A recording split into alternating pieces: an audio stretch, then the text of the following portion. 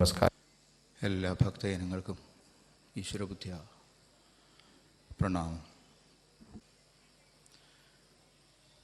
യോ ബ്രഹ്മാണം വിദധാതി പൂർവം യോ വൈ വേദാംശ്ച പ്രഹൃണോതി തസ്മൈ തം ഹദേവം ആത്മബുദ്ധിപ്രകാശം മുമുക്ഷുർവൈ ശരണമഹം പ്രപദ്യേ. ശുക്ലാംബരധരം വിഷ്ണും ശശിവർണം ചതുർഭുജം പ്രസന്നവദനം ധ്യായേൽ സർവവിഘ്നോപശാന്തയേ. വാഗീശാദ്യാസു മനസാ സർവാർത്ഥാനാം വക്രമേ യം നത്വാ കൃതകൃത്യം സുസ്ഥം നമാമി ഗജാനനോ. ഗുരവേ സർവലോകാനാം ഭിഷജേ ഭവരോഗിണാം നിധയേ സർവവിദ്യാനാം ദക്ഷിണാമൂർത്തയേ നമഃ. ഓം സദാശിവസമാരംഭാം ശങ്കരാചാര്യമധ്യമാം അസ്മദാചാര്യപര്യന്താം വന്ദേ ഗുരുപരമ്പരാം. ശങ്കരം ശങ്കരാചാര്യം കേശവം ബാദരായണം സൂത്രഭാഷ്യകൃതോ വന്ദേ ഭഗവന്തോ പുനഃ പുനഃ. ഓം തത്സത് ശിവശങ്കരോ ഗുരുവരകാരുണ്യവാരാന്നിധി സർവജ്ഞശ്രുതഭക്തപാലനരതപായാസദാ ധർമാഖ്യാനവിചക്ഷണോ വിനിതരാം യോ ബ്രഹ്മരാധോ അഭവത് സ്വസ്മാകം ഗുരുനായകോ ഹ്യവതു ന ശിഷ്യാൻ പ്രപന്നാൻ ശുഭം. ശാന്തോന്മീലിതലോചനം ശമദമാസം രക്ഷിതും മാനസം ഭസ്മാലങ്കൃതഭാലദേശലസിതം സുസ്മേരവക്ത്രാംബുജം ചിന്മുദ്രാങ്കിതദീർഘബാഹുയുഗളം വീരാസനേ സംസ്ഥിതം വന്ദേഹം ഗുരുനായകോ മമ. ശിവാനന്ദ സദാ പാതു മാം. ഓം ശ്രീ ഗുരുഭ്യോ നമഃ. ഓം ശ്രീമദ്ഭാഗവതാഖ്യോയം പ്രത്യക്ഷ കൃഷ്ണ ഏവ ഹി സ്വീകൃതോസി മയാ നാഥ മുക്ത്യർത്ഥം ഭവസാഗരേ. ഓം ജന്മാദ്യസ്യേതുന്വയാത് ഇതരതശ്ചാർദ്ധ്വേഷവിജ്ഞസ്വരാൾ തേനേ ബ്രഹ്മഹൃദായാദികവയേ മുഹ്യന്തി യസ്സൂരയാ. തേജോ വാരിമൃതാം യഥാ വിനിമയോ യത്ര ത്രിസർഗോ മൃഷാ താമ്രാസ്വേന സദാ നിരസ്തകുഹകം. സത്യം പരം ധീമഹി സത്യം പരം ധീമഹി സത്യം പരം ധീമഹി. സംപൂജ്യരായ സുഹൃതികളായ ശ്രോതാക്കളെ, എല്ലാവർക്കും ഈശ്വരബുദ്ധിയ പ്രണാമം.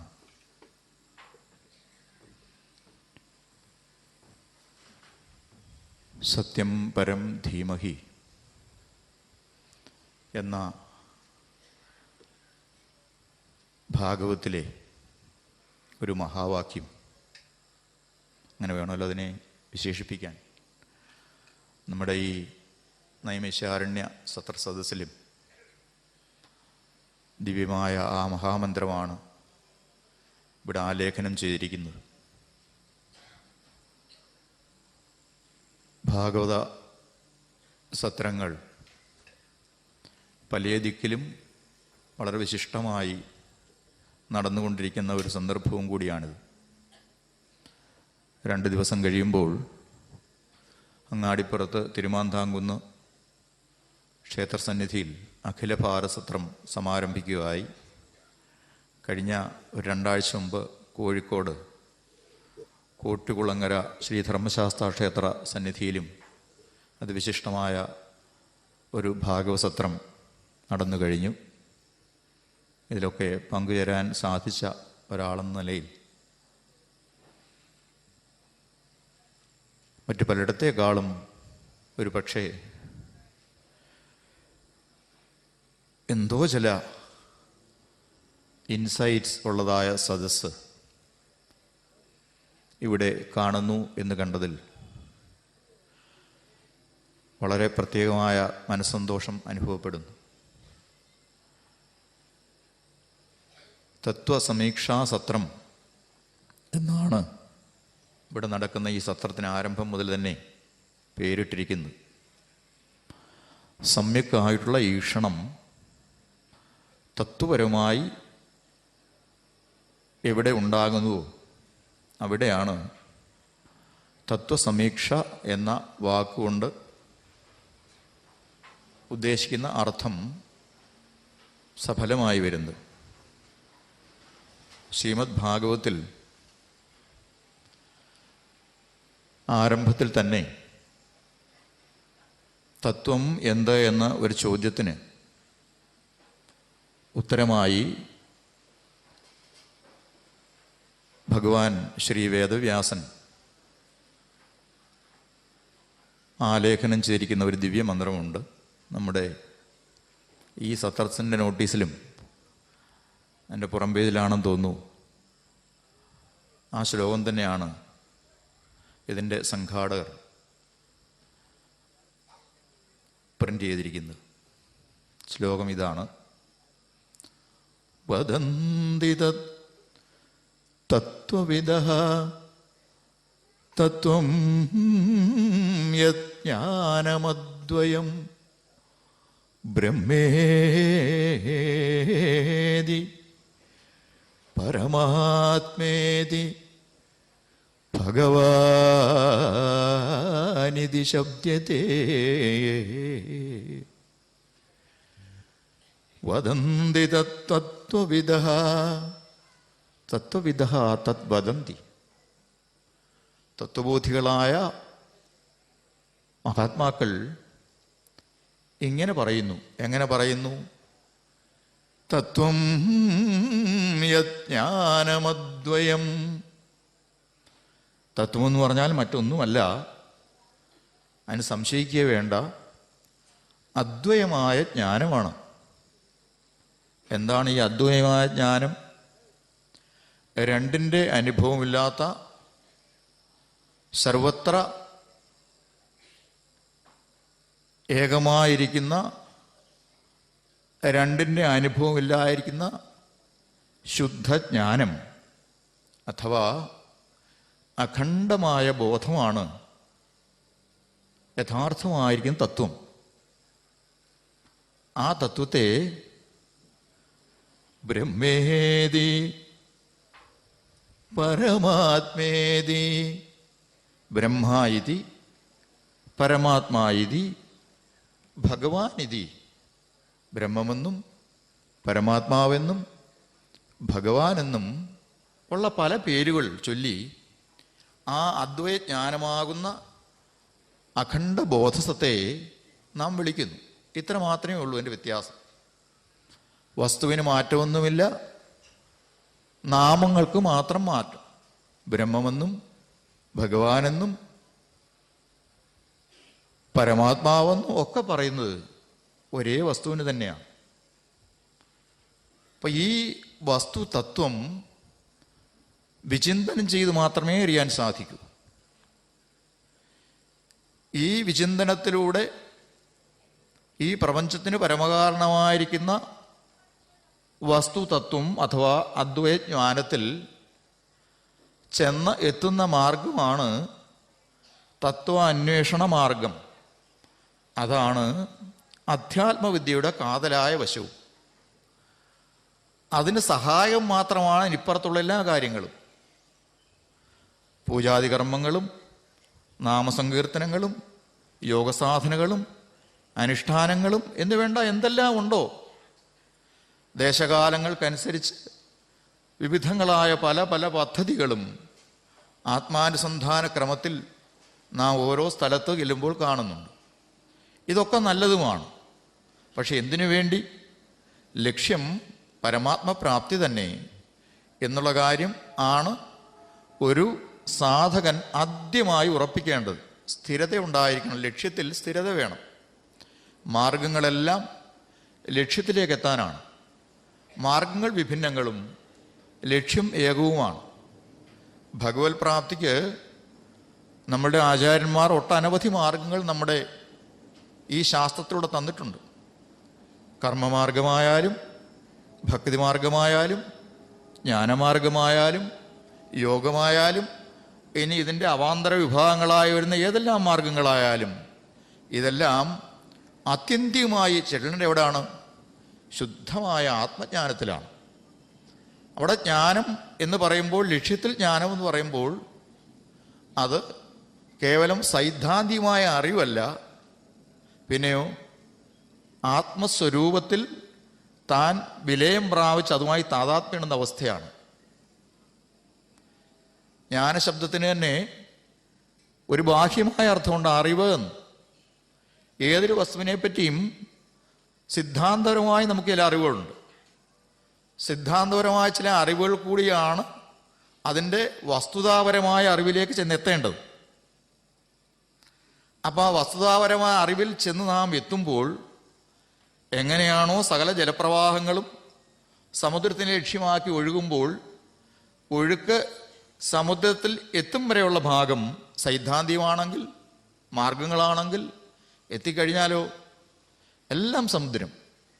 ഒരേ ഒരു അഖണ്ഡ ബോധസ്വരൂപമായിരിക്കുന്ന ആനന്ദഘനമായിരിക്കുന്ന ശുദ്ധ ബുദ്ധ മുക്ത സ്വരൂപമായിരിക്കുന്ന പരമാത്മാവിൽ വിലയം പ്രാപിക്കുന്നു എന്നുള്ളതാണ് ആത്മജ്ഞാനത്തിൻ്റെ പരമമായിരിക്കുന്ന ആ തത്വത്തിൻ്റെ അനുഭവം. ഈ തത്വപ്രകരണം ഭാഗവത്തിൽ വളരെ വിശദമായി ചർച്ച ചെയ്യുന്ന ഒരു ഭാഗമാണ്. കാപിലം എന്ന 3 അക്ഷരങ്ങളുടെ പ്രസിദ്ധമായിരിക്കുന്ന ശ്രീമദ് ഭാഗവത്തിലെ തൃതീയ സ്കന്ധത്തിൽ അവസാനം 13 അധ്യായങ്ങളിലായി വളരെ ദീർഘമായി ചർച്ച ചെയ്തിരിക്കുന്ന ഒരു പ്രകരണമാണ് കാപിലം. നമ്മളുടെ ഈ സെഷനിൽ 10-20 വരെയുള്ളതായ ഈ സെഷനിലെ നമുക്ക് അനുസ്മരിക്കേണ്ടതും ചർച്ച ചെയ്ത് എത്തേണ്ടതുമായ വിഷയം കാപിലമാണ്. ഈ കാപിലത്തിൻ്റെ 2 ഭാഗങ്ങൾ നമ്മൾ ആദ്യമായി ഒന്ന് കാണും. ആദ്യത്തെ 4 അധ്യായങ്ങൾ കൊണ്ട് ഭഗവാൻ കപിലവാസുദേവനായി കർദമ പ്രജാപതിയുടെയും ദേവഹൂതിയുടെയും മകനായി അവതരിച്ച അവതാര ഭാഗമാണ്. ശിഷ്ടങ്ങളായ 9 അധ്യായങ്ങളെ കൊണ്ട് സുദീർഘമായി കപിലവാസുദേവനായി അവതരിച്ച സാക്ഷാൽ ശ്രീഹരി അമ്മയെ നിമിത്തമാക്കി, ദേവഹൂതിയെ നിമിത്തമാക്കി നമുക്കെല്ലാം വേണ്ടി, ലോകത്തിന് എല്ലാം വേണ്ടി തന്ന സുദീർഘമായ ഒരു ഉപദേശം. ഭക്തിയുടെയും സാഖ്യത്തിൻ്റെയും അഥവാ ജ്ഞാനത്തിൻ്റെയും യോഗത്തിൻ്റെയും 3 മാർഗങ്ങൾ അനാവരണം ചെയ്തുകൊണ്ട് ഈശ്വരപ്രാപ്തിക്കുള്ള രാജപാതയായി കപിലോപദേശത്തെ ഭാഗവത ആചാര്യന്മാർ എന്നും കണ്ടുകൊണ്ടേയിരിക്കുന്നു. അതുകൊണ്ട് തന്നെയാകാം ഈ നോട്ടീസ് പ്രിൻ്റ് ചെയ്ത സമയത്ത് ഭൂമാനന്ദ തീർത്ഥപാദസ്വാമി അവരുകൾ വിഷയത്തിന് പേരിട്ടേക്കുന്നത് ഈശ്വര പ്രാപ്തിക്കുള്ള രാജപാത എന്നാണ് ആ നോട്ടീസിൽ ആദ്യം വിഷയം കൊടുത്തിരിക്കുന്നത്. ബ്രാക്കറ്റിൽ കപിലോപദേശം. വളരെ ദീർഘമായൊരു പ്രകരണമാണെന്ന് ഞാൻ ഇവിടെ ഇരിക്കുന്ന ആരോടും പറയണ്ട. എന്നേക്കാൾ കൂടുതൽ ഈ വിഷയങ്ങൾ നന്നായി കേട്ടും പഠിച്ചും മനനം ചെയ്തും കഴിയുന്ന മഹാത്മാക്കളാണ് നിങ്ങളെല്ലാം എന്ന് എനിക്ക് നല്ല ബോധമുണ്ട്.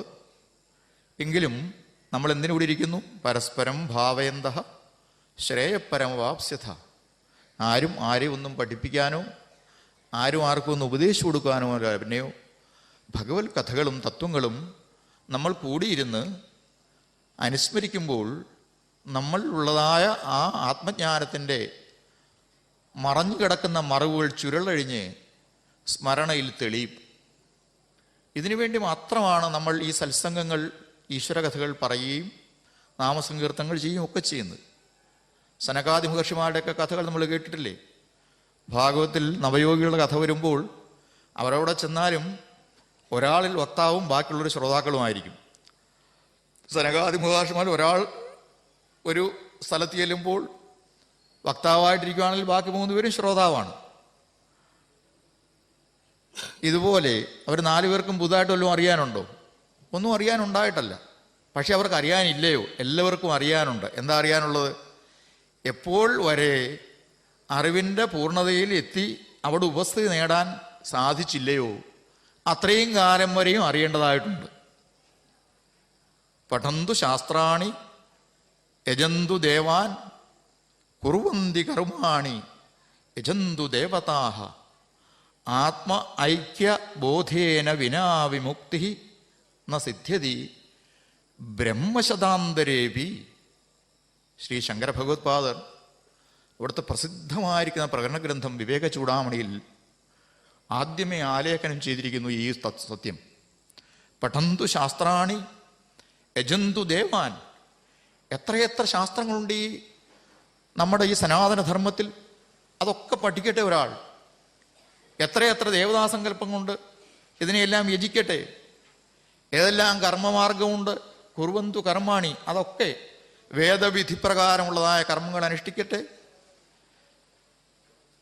എന്തൊക്കെ ചെയ്താൽ ആത്മൈക്യബോധേന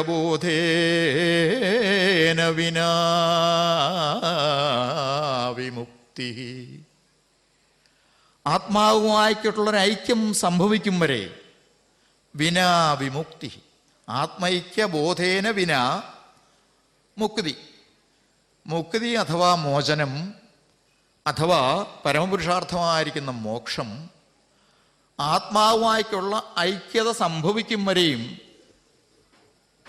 നലഭ്യതി ജന്മശതാന്തരേപി. 100 ജന്മങ്ങൾ ജനിച്ചാലും എന്തു പഠിച്ചാലും എന്തു ചെയ്താലും എത്ര യജിച്ചാലും ആത്മൈക്യബോധം ഉണ്ടാവുന്ന കാലം വരെയും സംഭവിക്കില്ല എന്ന് ആർഷഭാരതത്തിൻ്റെ നടുന്തൂണായിരിക്കുന്ന നായകനായിരിക്കുന്ന ഒരുപക്ഷെ വേദവ്യാസ മഹർഷി അദ്വൈത വേദാന്തത്തിൻ്റെ ഉപജ്ഞാതാവായിരുന്നുവെങ്കിൽ അതിൻ്റെ വ്യാഖ്യാതാവായി ഇന്നും ലോകം അംഗീകരിച്ചിരിക്കുന്ന അദ്വൈത ആചാര്യനായിരിക്കുന്ന ശ്രീ ശങ്കര ഭഗവത്പാദർ നിസ്സംശയം അദ്ദേഹം വ്യക്തമാക്കിയിരിക്കുകയാണ് ഈ സത്യം. ആത്മബോധം എന്നുള്ളത് അത് വാക്കിലോ ഒന്നും ഒതുങ്ങുന്നതല്ല, പഠനത്തിലോ ഒന്നും ഒതുങ്ങുന്നതല്ല. വാക്കിലൂടെയും പഠനത്തിലൂടെയും നമ്മൾ എത്തേണ്ടതാണ്. ഈ കാര്യം വളരെ ഭംഗിയായി ഏത് മാർഗം സ്വീകരിച്ചാലും അമ്മേ ഇതാണ് നേടിയെടുക്കേണ്ടുള്ള സത്യം. അമ്മയായ ദേവഹൂതിക്ക് കപിലവാസുദേവനായി അവതരിച്ച ഭഗവാൻ ശ്രീ ഹരി ഉപദേശിക്കുകയാണ് ഈ മൊത്തം പ്രകരണത്തിൻ്റെയും ഒരു സംക്ഷിപ്ത രൂപം. ഇനി നമുക്ക് അല്പസമയം ഭഗവാന്റെ തിരുവവതാര കഥാസന്ദർഭം ഒന്ന് അനുസ്മരിക്കാം. ഒരവതാരം ഉണ്ടായിട്ട് വേണമല്ലോ അദ്ദേഹത്തിൻ്റെ അവതാരത്തിന് ശേഷം ഉണ്ടാകുന്ന ഉപദേശങ്ങൾ പുറത്തു വരാൻ. അല്പസമയം ആ സന്ദർഭം അനുസ്മരിക്കാം. ബ്രഹ്മദേവൻ്റെ ഛായാപുത്രനാണല്ലോ കർദമ പ്രജാപതി. വളരെ ചെറുപ്പത്തിലെ അദ്ദേഹത്തിന് സന്യാസം സ്വീകരിക്കണമെന്ന് ആഗ്രഹം വന്നു. തപോനിഷ്ഠനായി പോകുന്ന രീതിയെല്ലാം കണ്ടു. പക്ഷേ പ്രപഞ്ച സൃഷ്ടിക്ക് വേണ്ടി തൻ്റെ മക്കൾ കൂടി ഈ വംശവർദ്ധന നടക്കണമെന്ന് ആഗ്രഹിച്ച ബ്രഹ്മദേവൻ കർദമനോട് പറഞ്ഞു, ഉണ്ണി, നീ ഗൃഹസ്ഥാശ്രമം സേവിച്ച് പ്രജാസൃഷ്ടി നടത്താനാണ് ഞാൻ ആഗ്രഹിക്കുന്നത്, നീ അത് ചെയ്യണം. തികച്ചും അതിൽ തൽപരനായിരുന്നില്ല കർദമൻ.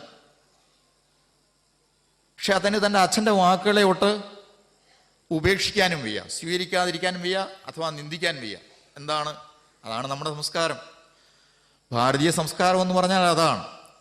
അപ്പോൾ ഇത് കേൾക്കുമ്പോൾ നമുക്ക് തോന്നിയേക്കാം സനകാദി മഹർഷിമാർ പണ്ട് ഒക്കത്തില്ലെന്നും പറഞ്ഞ് പോയതോ ബ്രഹ്മദേവനോട് തന്നെ പറഞ്ഞില്ലേ? ആദ്യ സന്താനങ്ങളായിരുന്നല്ലോ സനകാദി മഹർഷിമാരോടും ബ്രഹ്മദേവൻ ആദ്യം ഇത് പറഞ്ഞു എന്നാണ്. അപ്പോൾ പറഞ്ഞു, അച്ഛാ, ഈ തൊഴിലൊന്നും ഈ പാവം ഞങ്ങളെ കൊണ്ട് പറ്റില്ല, അതുകൊണ്ട് ഞങ്ങളെ അങ്ങ് വിട്ടേക്കണേ, അച്ഛനൊന്നും തോന്നരുത്, ഞങ്ങളെ അങ്ങ് ഞങ്ങളുടെ പാട്ടിന് പൊയ്ക്കോട്ടെന്ന് പറഞ്ഞ് പിരിഞ്ഞു പോയവരാണ് ആര്? സനകാദി മഹർഷിമാർ. പിന്നെ 2-3 ഭാഗത്ത് ബ്രഹ്മദേവൻ ചെല്ലയുടെയൊക്കെ ഉപദേശ കഥയൊക്കെ നമുക്കറിയാം. അതിലൊക്കെ അല്പ കുണ്ഠിതവുമുണ്ട് ഭഗവാൻ ആക്കെ ബ്രഹ്മദേവന്. ഇപ്പോൾ കർദമനോട് ഇത് പറഞ്ഞപ്പോൾ ഈശ്വരാധീനം കൊണ്ട് കർദമൻ മറത്തൊന്നും പറഞ്ഞില്ല, തൻ്റെ ഉള്ളുകൊണ്ട് ഇഷ്ടവുമല്ല. എന്തും ആകട്ടെ, മൗനം പാതി സമ്മതം എന്നുള്ള മട്ടിൽ കർദമൻ നേരെ തപസ്സിന് പോയി എന്നും സരസ്വതി നദിയുടെ കരയിൽ ചെന്ന് അതിപവിത്രമായിരിക്കുന്ന ആ സരസ്വതി നദിയുടെ കരയിലുള്ള ലളിതമായ ഒരു പർണാശ്രമത്തിൽ അദ്ദേഹം വിധിയാമണ്ണം ഭഗവാനെ ആരാധിക്കാൻ ഒരു താപസനായി എങ്ങനെയെല്ലാം കഴിയണമോ ആ രീതിയിൽ തപസ്സനുഷ്ഠിച്ചു.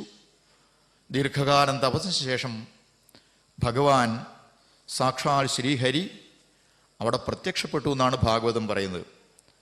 താവത് പ്രസന്നോ ഭഗവാൻ പുഷ്കരാക്ഷ ഹൃദയുഗേ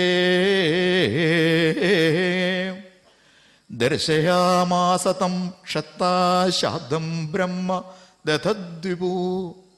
മൈത്രേയ മഹർഷിയാണല്ലോ ഈ കഥ ആരോടാ പറഞ്ഞുകൊണ്ടിരിക്കുന്നത്? വിതുരമഹാശയനോട് കഥ പറഞ്ഞു കൊടുത്തുകൊണ്ടിരിക്കുകയാണ്. വിതുരമൈത്രേയ സംവാദത്തിലാണല്ലോ ഈ 2ാമത്തെ കഥയായിട്ട് വരുന്ന ഈ ഭാഗം വരുന്നത്. വിതുരമൈത്രേയ സംവാദത്തിൽ തൃതീയ ചതുർത്ഥ സ്കന്ധങ്ങൾ പൂർണ്ണമായി വിതുരമൈത്രേയ സംവാദമാണ്. 6 പ്രസിദ്ധ പ്രകരണങ്ങളാണ് അവിടെ വരുന്നത്. 1 യജ്ഞവരാഹം, 2 കാപിലം, 3 ദക്ഷയാഗം, 4 ധ്രുവചരിതം, 5 പൃഥുചരിതം, 6 പുരഞ്ജനോപാഖ്യാനം. ഇങ്ങനെയുള്ളതായ 6 പ്രകടനങ്ങളിൽ 2ാമത്തെ ഭാഗമാണ് ഇപ്പോൾ മൈത്രേയ മഹർഷി തന്നെ സമീപിച്ച വിതുരമഹാശിന് പറഞ്ഞു കൊടുത്തുകൊണ്ടിരിക്കുന്നത്. എന്തു പറയുന്നു? ഹേ വിതുര, താവത് പ്രസന്നോ ഭഗവാൻ പുഷ്കരാക്ഷ കൃതേ യുഗേ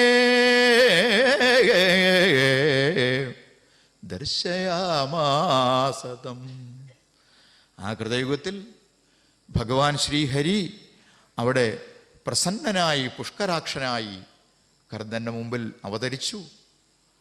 മന്ദസ്മിത ആ മുഖാരു ഇന്നും കൊണ്ട് നിൽക്കുന്ന ഭഗവാനെ സാഷ്ടാംഗം പ്രണമിച്ചു. അല്പം ലജ്ജയോടുകൂടി തന്നെ കർദമൻ പറഞ്ഞു, ഭഗവൻ, എല്ലാവരും ഭഗവാനെ ആരാധിക്കുന്നത് ആത്യന്തികമായ ദുഃഖനിവൃത്തി അഥവാ നിശ്രേയസത്തിന് വേണ്ടിയാണ്. കരുണാമൂർത്തിയായ ഭഗവാനെ ഒളിച്ചു വെക്കാൻ എനിക്ക് മാർഗമില്ലല്ലോ. സത്യം തുറന്നു പറയട്ടെ, ഞാൻ ഒരു ഗൃഹസ്ഥനാകേണ്ടിയിരിക്കുന്നു. എൻ്റെ അച്ഛൻ്റെ ആഗ്രഹപ്രകാരം ഞാൻ ഗൃഹസ്ഥനായി ഇതിൽ കൂടെ കടന്നു പോവുകയേ മാർഗമുള്ളൂ. എൻ്റെ ഉള്ളിൻ്റെ ഉള്ളിൽ ഭഗവാനെ മോക്ഷപ്രാപ്തിക്ക് വേണ്ടി തപസ് ചെയ്യണമെന്നായിരുന്നു ആഗ്രഹം. പക്ഷെ എന്തു ചെയ്യാം, അച്ഛൻ്റെ വാക്കുകളെ ധിക്കരിക്കുക ശരിയല്ലല്ലോ. അതുകൊണ്ട് എനിക്കിത് 2നും അനുഗ്രഹം തരണം. നോക്കൂ, ഒരു യഥാർത്ഥമായിരിക്കുന്ന സത്യവാക്കിൽ ഉറപ്പുള്ളതായ ഒരു മകൻ അച്ഛനെ ധിക്കരിക്കുന്നില്ല. തൻ്റെ ഉള്ളിലുള്ളതായ അദമ്യമായിരിക്കുന്ന ഭഗവത് വാഞ്ഛ ഭഗവാന്റെ മുമ്പിൽ അവതരിപ്പിച്ചു. പ്രസന്നനായ ഭഗവാൻ ശ്രീ കർദമനോട് പറഞ്ഞു, ഉണ്ണി, നിന്റെ ഇംഗിതങ്ങളൊക്കെ ഞാൻ നേരത്തെ അറിഞ്ഞിട്ട് വന്നതാണ്. പോരാ, more over I have arranged everything very early. നിനക്ക് വേണ്ടി എന്തൊക്കെയാണോ നീ ചോദിക്കാനിരിക്കുന്നത് അതൊക്കെ ഞാൻ നേരത്തെ റെഡിയാക്കിയിട്ടാണ് വന്നിരിക്കുന്നത്. അതെന്തൊരു അഭിപ്രായമാണ് ഭഗവാൻ ഇങ്ങനെ പറയുന്നത്? ഭഗവാൻ ആരാണ്? ഭഗവാൻ സർവജ്ഞനല്ലേ? എല്ലാവരുടെയും ഉള്ളിൽ അന്തര്യാമിയായിരിക്കുന്ന ആളല്ലേ? എല്ലാവരുടെയും ഉള്ളറിയുന്ന ആളല്ലേ? ആ ഭഗവാൻ നേരത്തെ വേണ്ടതെല്ലാം ഒരുക്കിയിട്ട് വന്നു എന്ന് പറഞ്ഞു. അത് തുറന്നങ്ങ് പറഞ്ഞു, ഉണ്ണി നീ വിഷമിക്കണ്ട, നിന്റെ രണ്ടാഗ്രഹങ്ങൾ ഇതാ സഫലമാകാൻ പോകുന്നു. ഇന്നേക്ക് 3-ാം നാൾ ഈ ലോകപാലകനായിരിക്കുന്ന സ്വയംഭൂമനു തൻ്റെ 2ാമത്തെ പുത്രിയായിരിക്കും ദേവഹൂതിയുമൊത്ത് ഈ ആശ്രമത്തിൽ വരും. ആ ദേവഹൂതിയെ നിനക്ക് കല്യാണം കഴിച്ചു തരാനുള്ള തീരുമാനത്തിലാണ് വരുന്നത്. നീ സ്വീകരിച്ചോളൂ. ആ മഹത് പ്രഭയുള്ളതായ തപസ്വിനിയായിരിക്കുന്ന എല്ലാ ഗുണശീലമുള്ളതായ ദേവഹൂതിയിൽ വളരെ മംഗളകരമായ ഒരു ഗാർഹസ്ഥ്യം നിനക്കുണ്ടാവും എന്ന് മാത്രമല്ല, അതിൽ കൂടി പരമ പുരുഷാർത്ഥമായിരിക്കുന്ന മോക്ഷത്തിനുള്ള വഴി തെയ്ക്കുമാറുടെ എല്ലാ കാര്യങ്ങളും അടങ്ങിയിരിപ്പുണ്ട്. അവളിൽ 9 പെൺമക്കളുണ്ടാകും. പോരെങ്കിൽ ഉണ്ണി നീ ഉറച്ചുകൊള്ളൂ, 10ാമതായി ഞാനും നിന്റെ മകനായി പിറക്കാൻ പോകുന്നു. ഹർഷാശ്രുക്കളെ കൊണ്ട് ഭഗവാന്റെ പാദങ്ങൾ തെരുതെരെ നമസ്കരിച്ചു. ഇതിൽ പരം എന്താണെന്ന് എനിക്ക് ആവശ്യം? തൻ്റെ 2 കാര്യങ്ങളും ഒരുപോലെ സഫലമാകാൻ പോകുന്നു. ഭഗവാന്റെ ആദേശം കേട്ട് കൃതകൃത്യനെ പോലെ ചാരിതാർത്ഥ്യനായി അദ്ദേഹം കണ്ണു തുറന്നു നോക്കിയപ്പോൾ അനുഗ്രഹിച്ചെന്ന് ഭഗവാൻ അപ്രത്യക്ഷനായി. യഥാസ്ഥാനത്തിരുന്നു കർദമ പ്രജാപതി. ഭഗവാന്റെ വാക്കുകൾ മനസ്സിൽ ഉറച്ചു. ഇതാ 3-ാം നാൾ അവിടെ വരുന്നു. ആര്? സ്വയംഭൂമനും ശതരൂപാദേവിയും തങ്ങളുടെ മധ്യമബുദ്ധിയായിരിക്കുന്ന ദേവഹൂതിയുമൊത്ത്. ആരാണ് ഈ സ്വയംഭൂവനു? ലോകപാലകൻ. അദ്ദേഹത്തിൻ്റെ കാര്യങ്ങളും നമ്മൾ ദീർഘമായി പറഞ്ഞ് സമയം കളയണ്ട. ആശ്രമത്തിൽ വന്നു. അത്ഭുതമെന്ന് പറയട്ടെ, ആ ബിന്ദുസരസ് കണ്ടപ്പോൾ എന്തോ ഒരു പുളകം ശരീരത്തിന്. ബിന്ദുസരസ് എന്നുള്ള പേരൊക്കെ എങ്ങനെ വന്നാണ് ഇവിടെ എല്ലാവർക്കും അറിയാമല്ലോ.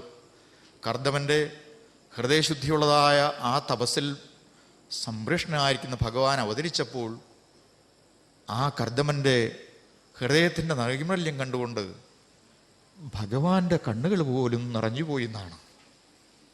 ഭക്തൻ്റെ നൈർമല്യം ഇത്ര ശ്രേഷ്ഠമാണല്ലോ എന്ന് കണ്ടപ്പോൾ ശ്രീഹരിയുടെ കണ്ണുകൾ നിറഞ്ഞ് 2 തുള്ളി കണ്ണുനീർ വീണ സ്ഥലമാണത്രേ ബിന്ദുസരസ്. ആ ബിന്ദുസരസൊക്കെ കണ്ടു. അതിൽ നിന്ന് അടിച്ചു വരുന്നതായ ആ ശീതള മാരുതനിൽ തലോടി ചുറ്റുമുള്ളതായ ആ ഭൂപ്രകൃതിയിൽ ആസ്വദിച്ച് സ്വയംഭൂമനു ശതരൂപാദേവിയും തൻ്റെ മകളുമായി ആശ്രമത്തിൽ എത്തി. ആദരിച്ചിരുത്തി കുശലപ്രശ്നങ്ങൾ ചെയ്തു. ദീർഘിപ്പിക്കേണ്ട, കാര്യങ്ങൾ ചോദിച്ചു, ചുരുക്കി പറഞ്ഞു. അല്ലയോ കർദമ പ്രജാപതി, ഞങ്ങളുടെ 2ാമത്തെ പുത്രിയാണ് ഈ ദേവഹൂതി. മൂത്തവളുടെയും ഇളവളുടെയും വിവാഹം കഴിഞ്ഞു. രുചി പ്രജാപതിയും ദക്ഷപ്രജാപതിയുമാണ് അവരെ വേട്ടിരിക്കുന്നത്. പോരാ, പിന്നെ 2 സഹോദരന്മാരെ അങ്ങക്ക് അറിയുമല്ലോ, പ്രിയവ്രതനും ഉത്താനപാദനും. അവരുടെ സഹോദരിയാണിവൾ. ഇവൾക്ക് ഒരു മോഹം. കുറച്ചു നാൾ മുമ്പേ സാക്ഷാൽ ശ്രീ നാരദ മഹർഷി കൊട്ടാരത്തിൽ വന്നപ്പോൾ എന്ത് പറ്റി? അങ്ങയുടെ ഗുണഗണങ്ങൾ ദീർഘമായി ചർച്ച ചെയ്യുന്നത് കേട്ടിട്ട് ദേവഭൂതിക്ക് എങ്ങനെയോ അങ്ങയോടൊരു ആഗ്രഹം തോന്നി. അവൾ ചെറുപ്പത്തിലെ ഒരു സന്യാസിനിയായിട്ട് മാറുന്നുള്ള ലക്ഷണങ്ങളോടുകൂടി തപസ്സിന് പോകാനുള്ള ആഗ്രഹമാണ് ഞങ്ങൾ അവൾ മുട്ടിട്ട് കണ്ടത്. അങ്ങനെ ഇരിക്കുകയാണ് ശ്രീ നാരദനിൽ നിന്നും അങ്ങയുടെ ഗുണങ്ങൾ കേട്ടു. ഇങ്ങനെ കർദമ പ്രജാപതി സരസ്വതി നദീതീരത്ത് തപസ്സനുഷ്ഠിക്കുന്നു. മാത്രവുമല്ല, അച്ഛൻ്റെ ആദേശപ്രകാരം ഗൃഹസ്ഥാശ്രമം സ്വീകരിക്കാൻ അദ്ദേഹം ബാധ്യസ്ഥനായിരിക്കുന്നു എന്നുമൊക്കെ കേട്ടപ്പോൾ അവൾക്കൊരാഗ്രഹം അങ്ങയുടെ വധുവായി മാറണം. ഞങ്ങൾ അവളുമായിട്ടാണ് വന്നിരിക്കുന്നത്. അങ്ങക്ക് അത് ഇഷ്ടമാണെങ്കിൽ ഒരു ഭഗവത് ആദേശം ഞങ്ങളും വിചാരിക്കുന്നു, ഇവളെ സ്വീകരിക്കണം. ദേവഹൂതി ഒന്ന് നോക്കിയെന്നാ പറയുന്നത് കർദമൻ. ഇത്ര സൗന്ദര്യം, സൗശീല്യം, മുഖകാന്തി കണ്ടാൽ ആർക്കും കണ്ണെടുക്കാനൊക്കെ നോക്കാത്ത അതീവ സൗന്ദര്യമല്ല, ഇത്രയും ശാലീനത, ഇത്രയും വലിയമായ ഒരു സൽഗുണങ്ങളുടേതായ ഒരു പ്രതിബിംബ സ്വരൂപത്തോടുകൂടി ഒരു മുഖം. കർദമൻ ആകൃഷ്ടനായി. എന്തായാലും ഭഗവാന്റെ നിശ്ചയമാണല്ലോ ഇതിൻ്റെ പിന്നിൽ പ്രവർത്തിക്കുന്നത് നല്ലപോലെ അറിയുന്ന കർദമൻ അതിന് സമ്മതം മൂളി. ആ ദേവിയെ അവിടെ ഏൽപ്പിച്ചിട്ട് അച്ഛനും അമ്മയും പോകുന്നതിന് മുമ്പ് ഒരു ചെറിയ കാര്യം കൂടെ നമ്മൾ മറക്കാതിരിക്കണമല്ലോ. ഈ കർദമൻ പറഞ്ഞു, എനിക്ക് ദേവഹൂതി ഇഷ്ടമായി തോന്നി, സ്വീകരിക്കുന്നതിൽ ഒരു വിഷമവുമില്ല. പക്ഷേ ഒരു കണ്ടീഷൻ, അത് മറ്റൊന്നുമല്ല, എൻ്റെ ജീവിത ലക്ഷ്യം ഇങ്ങനെ പരമപുരുഷാർത്ഥമായിരിക്കുന്ന മോക്ഷം നേടാൻ ഒരു സന്യാസാശ്രമം സ്വീകരിച്ച് മാറുക എന്നുള്ളതാണ്. അങ്ങനെയാണ് കൂട്ടത്തിൽ ഇങ്ങനെ ഒരു ഗാർഹസ്ഥ്യത്തിന് ആവശ്യം വന്നുകൂടിയത്. അതുകൊണ്ട് ഞാൻ സ്വീകരിക്കാമെന്നേ ഉള്ളൂ ഏറ്റു. പക്ഷേ സത്യവാക്കായിട്ടൊരു കാര്യം നേരത്തെ പറഞ്ഞേക്കേണ്ടതായിട്ടുണ്ടല്ലോ അച്ഛനും അമ്മയുടെ മുമ്പിൽ വെച്ച്. എപ്പോൾ ദേവഹൂതിയിൽ എനിക്ക് സന്താനങ്ങൾ ഉണ്ടാകുന്നുവോ അപ്പോൾ ഞാൻ ഈ ഗാർഹസ്ഥ്യം ഉപേക്ഷിച്ചിട്ട് ഞാൻ സന്യസിക്കാൻ പോകും. അമ്മയ്ക്കും അച്ഛനും ഇഷ്ടമാണെങ്കിൽ സന്തോഷം, പിന്നെ അവൾക്ക് ഇഷ്ടമാണോ എന്ന് ചോദിക്കേണ്ട കാര്യമില്ലല്ലോ. അച്ഛനും അമ്മയും പരസ്പരം നോക്കി ഏതച്ഛനും അമ്മയാണ് ഇഷ്ടപ്പെടുന്നത്. തൻ്റെ മകളെ ഇങ്ങനെ കൊണ്ടുകൊടുക്കാൻ നേരത്തെ ഇങ്ങനെ അഭിപ്രായം പറഞ്ഞാൽ നമ്മളിരിക്കുന്നതിൽ ആരെങ്കിലും ആൾ ഇഷ്ടപ്പെടുമെന്ന് എനിക്ക് തോന്നുന്നില്ല. ഒരു പക്ഷേ ഇഷ്ടപ്പെടുന്ന ഒരാൾ പറയുന്നെങ്കിൽ കേവലം കൃത്രിമമായിട്ടേ തോന്നൂ ലൗകികത്തിൽ. പക്ഷേ അവർ രണ്ടും പരസ്പരം ഉത്കണ്ഠാഭരിതരായി നോക്കി അച്ഛനും അമ്മയും. അവരെന്തു പറയാൻ? ഭർത്താവിന് ഭാര്യയോടോ ഭാര്യയ്ക്ക് ഭർത്താവിനോടോ ഒന്നും പറയാനില്ല. എങ്ങനെ ഇവളെ ഞാൻ കൊടുത്തിട്ട് പോകും? മക്കളുണ്ടായാൽ ഇവളെ വിട്ടിട്ട് ഞാൻ സന്യസിക്കാൻ പോകുമെന്ന് പറയുന്ന മരുമകന് ഈ വനാന്തർഭാഗത്ത് ഈ പെൺകുട്ടിയെ വിട്ടിട്ട് പോകാനൊക്കും? അവർ രണ്ടുപേരും ദേവഹൂതി ഒന്ന് നോക്കിയെന്ന. ദേവഹൂതി ഒന്ന് കുനിഞ്ഞ് ലജ്ജയോടുകൂടി അച്ഛനും അമ്മയും എന്ത് ചെയ്യുന്നു പറയുന്നു നോക്കാൻ ഇങ്ങനെ ഏറുകണ്ട് നോക്കിയപ്പോൾ അവരുടെ ഉത്കണ്ഠ മനസ്സിലായി. പക്ഷേ ദേവതയുടെ മുഖഭാവം കൊണ്ട് അച്ഛനും അമ്മയ്ക്കും മനസ്സിലായി, കുഴപ്പമില്ല, എന്നാലും എനിക്ക് ഇദ്ദേഹം മതി ഭർത്താവായിട്ട്. അവർക്ക് മനസ്സിലായി, മകൾക്കിഷ്ടമായല്ലോ, എന്തോ ആവട്ടെ, നമ്മളുടെ എല്ലാം ആഗ്രഹം അതല്ലേ. തീരുമാനിച്ചു. ദേവഹൂതിയെ ഇതാ കർദമ പ്രജാപതിയുടെ മുമ്പിൽ ഏൽപ്പിച്ചിട്ട് ഇവർ രണ്ടുപേരും ഓടുന്ന് പോകുന്ന ഒരു രംഗം. ദീർഘകാലം ആ ആശ്രമത്തിൽ താമസിച്ച് ഒരു തപസ്വിനിയെപ്പോലെ, ഭാഗവത്തിലൊക്കെ പറയുന്നത് ശ്രീപരമേശ്വരനെ ശ്രീപാർവതി എങ്ങനെയാണോ എല്ലാ കാര്യങ്ങളിലും ആ തൻ്റെ തപോവൃത്തിക്ക് സഹായിച്ചും സഹകരിച്ചും കഴിഞ്ഞുകൂടിയത്, ഇതുപോലെ ഭർത്താവിൻ്റെ ഇംഗിതം അറിഞ്ഞ് എല്ലാവിധ കാര്യങ്ങളും നടത്തി കാലങ്ങൾ കഴിഞ്ഞു. ദീർഘകാലം ഇങ്ങനെ പോയി. കുറേ കാലം കഴിഞ്ഞ് ഇത്രയും കാലത്ത് ഒരു ദിവസം മുഖത്തോട് മുഖം കർദമ പ്രജാപതിയോ ദേവഹൂതിയോ നോക്കിയിട്ടില്ലെന്നാണ് പറയുന്നത്. അവർ തമ്മിൽ യാതൊരു വിധമായ യൗവനത്തിൻ്റെയോ പൊതു കല്യാണത്തിൻ്റെയോ ഒരു നവോഢയാണെൻ്റെ മുമ്പിലേക്കുള്ള രീതിയിൽ അങ്ങനെ ചിന്ത പോലും കർദമനോ മറിച്ച് ദേവഹൂതിക്കോ ഇല്ലാതെ അന്യോന്യം താപസാശ്രമത്തിൽ കഴിയുന്ന രണ്ടുപേരെ പോലെ അത് കഴിഞ്ഞു. വളരെ ദീർഘകാലം കഴിഞ്ഞ ദിവസം കർദമൻ നോക്കിയപ്പോൾ അത്ഭുതമെന്ന് പറയട്ടെ, ആകെ മാറിയിരിക്കുന്നു ഈ പെൺകിടാവ്. അതിസുന്ദരിയായി, അരോഗദൃഢഗാത്രിയായി, ആരെയും ഹഠാതാകർഷിക്കുന്ന ആ രീതിയിൽ വന്നതായ ഇവളിന്ന് എല്ലും തോലുമായി ശുഷ്കിച്ച് മുടികളൊക്കെ ഏതാണ്ട് പിരിഞ്ഞ് ജടപോലായി ഒന്നുമല്ലാത്ത ഒരു പ്രത്യേക അവധൂതയെപ്പോലിരിക്കുന്നു. പെട്ടെന്ന് കർദമൻ ഒരു സഹതാപം വന്നു എന്ന് അടുത്ത് വിളിച്ചു ചോദിച്ചു, ഹേ ദേവഹൂതി, നിന്റെ ഇത്രയും കാലത്തെ പരിചരണത്തിൽ ഞാൻ സംതൃപ്തനാണ്. ഇരിക്കട്ടെ, ഇനിയെങ്കിലും നിന്നോടൊരു കാര്യം ചോദിക്കാതിരിക്കാൻ മാർഗമില്ലല്ലോ. നിനക്കെന്താണ് ആഗ്രഹം പറഞ്ഞോളൂ. അപ്പോഴാദ്യമായി രണ്ടുപേരും മുഖാമുഖം നോക്കി ഒന്ന് പുഞ്ചിരിച്ചു. എന്നിട്ട് ഈ ദേവഹൂതി പറഞ്ഞു, ഹേ പ്രജാപതി, ഏതൊരു സ്ത്രീക്കും വിവാഹം കഴിഞ്ഞാൽ ഒരു സന്താനമുണ്ടാകുക, എല്ലാവിധ സന്തോഷത്തോടെയും ഭർത്താവും കുഞ്ഞുങ്ങളുമൊത്ത് കുടുംബജീവൻ നയിക്കുമൊക്കെ ആർക്കും ആഗ്രഹമല്ലേ? അതെനിക്കും ഇല്ലാതില്ല. ഓഹോ, ആകട്ടെ, നിന്റെ ഇംഗിതം ഞാൻ സാധിച്ചു തരാം. പെട്ടെന്ന് തൻ്റെ യോഗസിദ്ധി കൊണ്ട് ഇതാ അവിടെ ഒരു വലിയ വിമാനം വന്നിറങ്ങിയെന്നും അത് 7 നിലയുള്ള വിമാനമായിരുന്നു, അതിനകത്ത് എല്ലാവിധ സുഖ സൗകര്യങ്ങളും അവിടെ ഉണ്ടായിരുന്നുവെന്നും കർദമൻ ദേവഹൂതിയോട് പറഞ്ഞു, നീ ഇതിലേക്ക് കയറിക്കൊള്ളൂ. പക്ഷേ എവിടെ കയറാനാ? തൻ്റെ അംഗങ്ങൾ പോലും ചലിക്കാനൊക്കാത്തവണ്ണം ക്ഷീണയായിരിക്കുന്ന അമ്മയ്ക്കൊന്നും സാധിക്കുന്നില്ല. വിഷമിക്കണ്ട, ഈ ബിന്ദുസരസിൽ ഇറങ്ങി ഒന്ന് മുങ്ങി കുളിക്കാൻ പറഞ്ഞു. ദേവഹൂതി ഇറങ്ങി ഒന്ന് മുങ്ങി കണ്ണ് തുറന്ന് പൊങ്ങി നോക്കിയപ്പോൾ 1000 പരിചാരികമാർ സ്ത്രീകൾ തന്നെ ഏതെല്ലാം രീതിയിൽ പരിചരിക്കാമോ പരിചരിച്ചുകൊണ്ട് നിൽക്കുന്നു. ക്ഷീണമൊക്കെ മാറി, ആരോഗ്യം വീണ്ടെടുത്തു, അതിസുന്ദരിയായി, പട്ടുവസ്ത്രങ്ങൾ അണിയിക്കുന്നു, ഏതെല്ലാം രീതിയിൽ ഒരു സ്ത്രീയെ അലങ്കരിക്കാമോ അതെല്ലാം ചെയ്യിക്കുന്നു. ഇതെല്ലാം കഴിഞ്ഞു. അടുത്ത നിമിഷം കർദമനും ഇറങ്ങി ബിന്ദുസരസിൽ മുങ്ങി. അദ്ദേഹവും എല്ലാ ശാരീരികമായിരിക്കുന്ന ആരോഗ്യവും വീണ്ടെടുത്തു. എല്ലാവരും കൂടെ ചേർന്ന് ഈ വിമാനത്തിൽ കയറിയെന്നും അങ്ങനെ ഈ സ്വർഗലോകത്തിൽ കൂടെ ദീർഘകാലം യാത്ര ചെയ്തു. 1000 വർഷത്തോളം അവർ അവരുടെ മധുവിധു ആഘോഷിച്ചു എന്നും കഥ. 9 പെൺമക്കളുണ്ടായി. എല്ലാവരുമായി തിരിച്ച് ആശ്രമത്തിൽ വന്നു. ദേവഹൂതിയോട് പറഞ്ഞു, ദേവഹൂതി, ഞാൻ പറഞ്ഞ ആദ്യകാലത്തെ വാക്കുകൾ നീ ഓർക്കുന്നുണ്ടല്ലോ.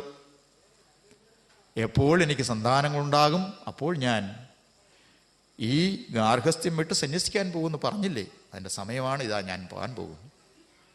ദേവഹൂതി വിലക്ക് പറഞ്ഞില്ല.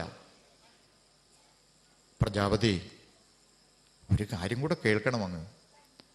ഇന്നേതാണ്ട് പ്രായപൂർത്തിയായ 9 പെൺമക്കളാണ് നമ്മുടെ വീട്ടിൽ നിൽക്കുന്നത്.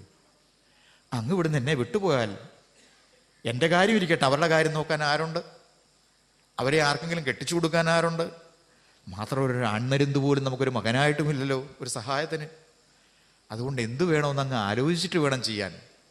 ഇത് കേട്ടപ്പോൾ ഉടനെ ആ ഭഗവാന്റെ തിരുവരുളപ്പാട് 2 പേർക്കും ഓർമ്മ വന്നു. കർദമൻ യാത്രയിൽ നിന്നും പിന്തിരിഞ്ഞു. ഭഗവാൻ പറഞ്ഞിരുന്നല്ലോ 10ാമതായിട്ട് ഞാൻ അവതരിക്കുമെന്ന്. ആ കാലം പ്രതീക്ഷിച്ച് 2 പേരും ഇവിടെ കഴിഞ്ഞുവെന്നും ഇതാ താമസിയാതെ ഭഗവാനെ നിലച്ച് ഏതെല്ലാം രീതിയിൽ ഭഗവത് സ്മരണയോടുകൂടി വ്രതാനുഷ്ഠാനങ്ങളോടുകൂടി കർദമനും ഈ ദേവഹൂതിയും കഴിയാമോ അങ്ങനെ അവർ കഴിഞ്ഞു. യഥാകാലത്ത് പരമശോഭനമായ മംഗളമുഹൂർത്തത്തിൽ എങ്ങനെയാണോ ഭാഗവതത്തിൽ ശ്രീകൃഷ്ണാവതാരമൊക്കെ വർണ്ണിക്കുന്നത്, അതുപോലെ സാക്ഷാൽ ശ്രീഹരി ഭഗവാൻ കപിലവാസുദേവനായി ദേവഹൂതിയിൽ അവതരിച്ചു. എത്ര മംഗളകരമായിരിക്കുന്നു ആ അവതാരം. അവതരിച്ച സമയത്ത് ബ്രഹ്മാവും ദേവന്മാരുമൊക്കെ ആകാശത്തിൽ വന്നു പുഷ്പവൃഷ്ടി നടത്തി. മംഗളകരമായിരിക്കുന്ന ഈ ഭഗവത് അവതാരത്തിൽ എല്ലാവരും പ്രസന്നരായി അവിടെ നിന്നു. ഇതാ വേഗം ബ്രഹ്മാവ് വന്നു തൻ്റെ മകനെ അനുമോദിച്ചു.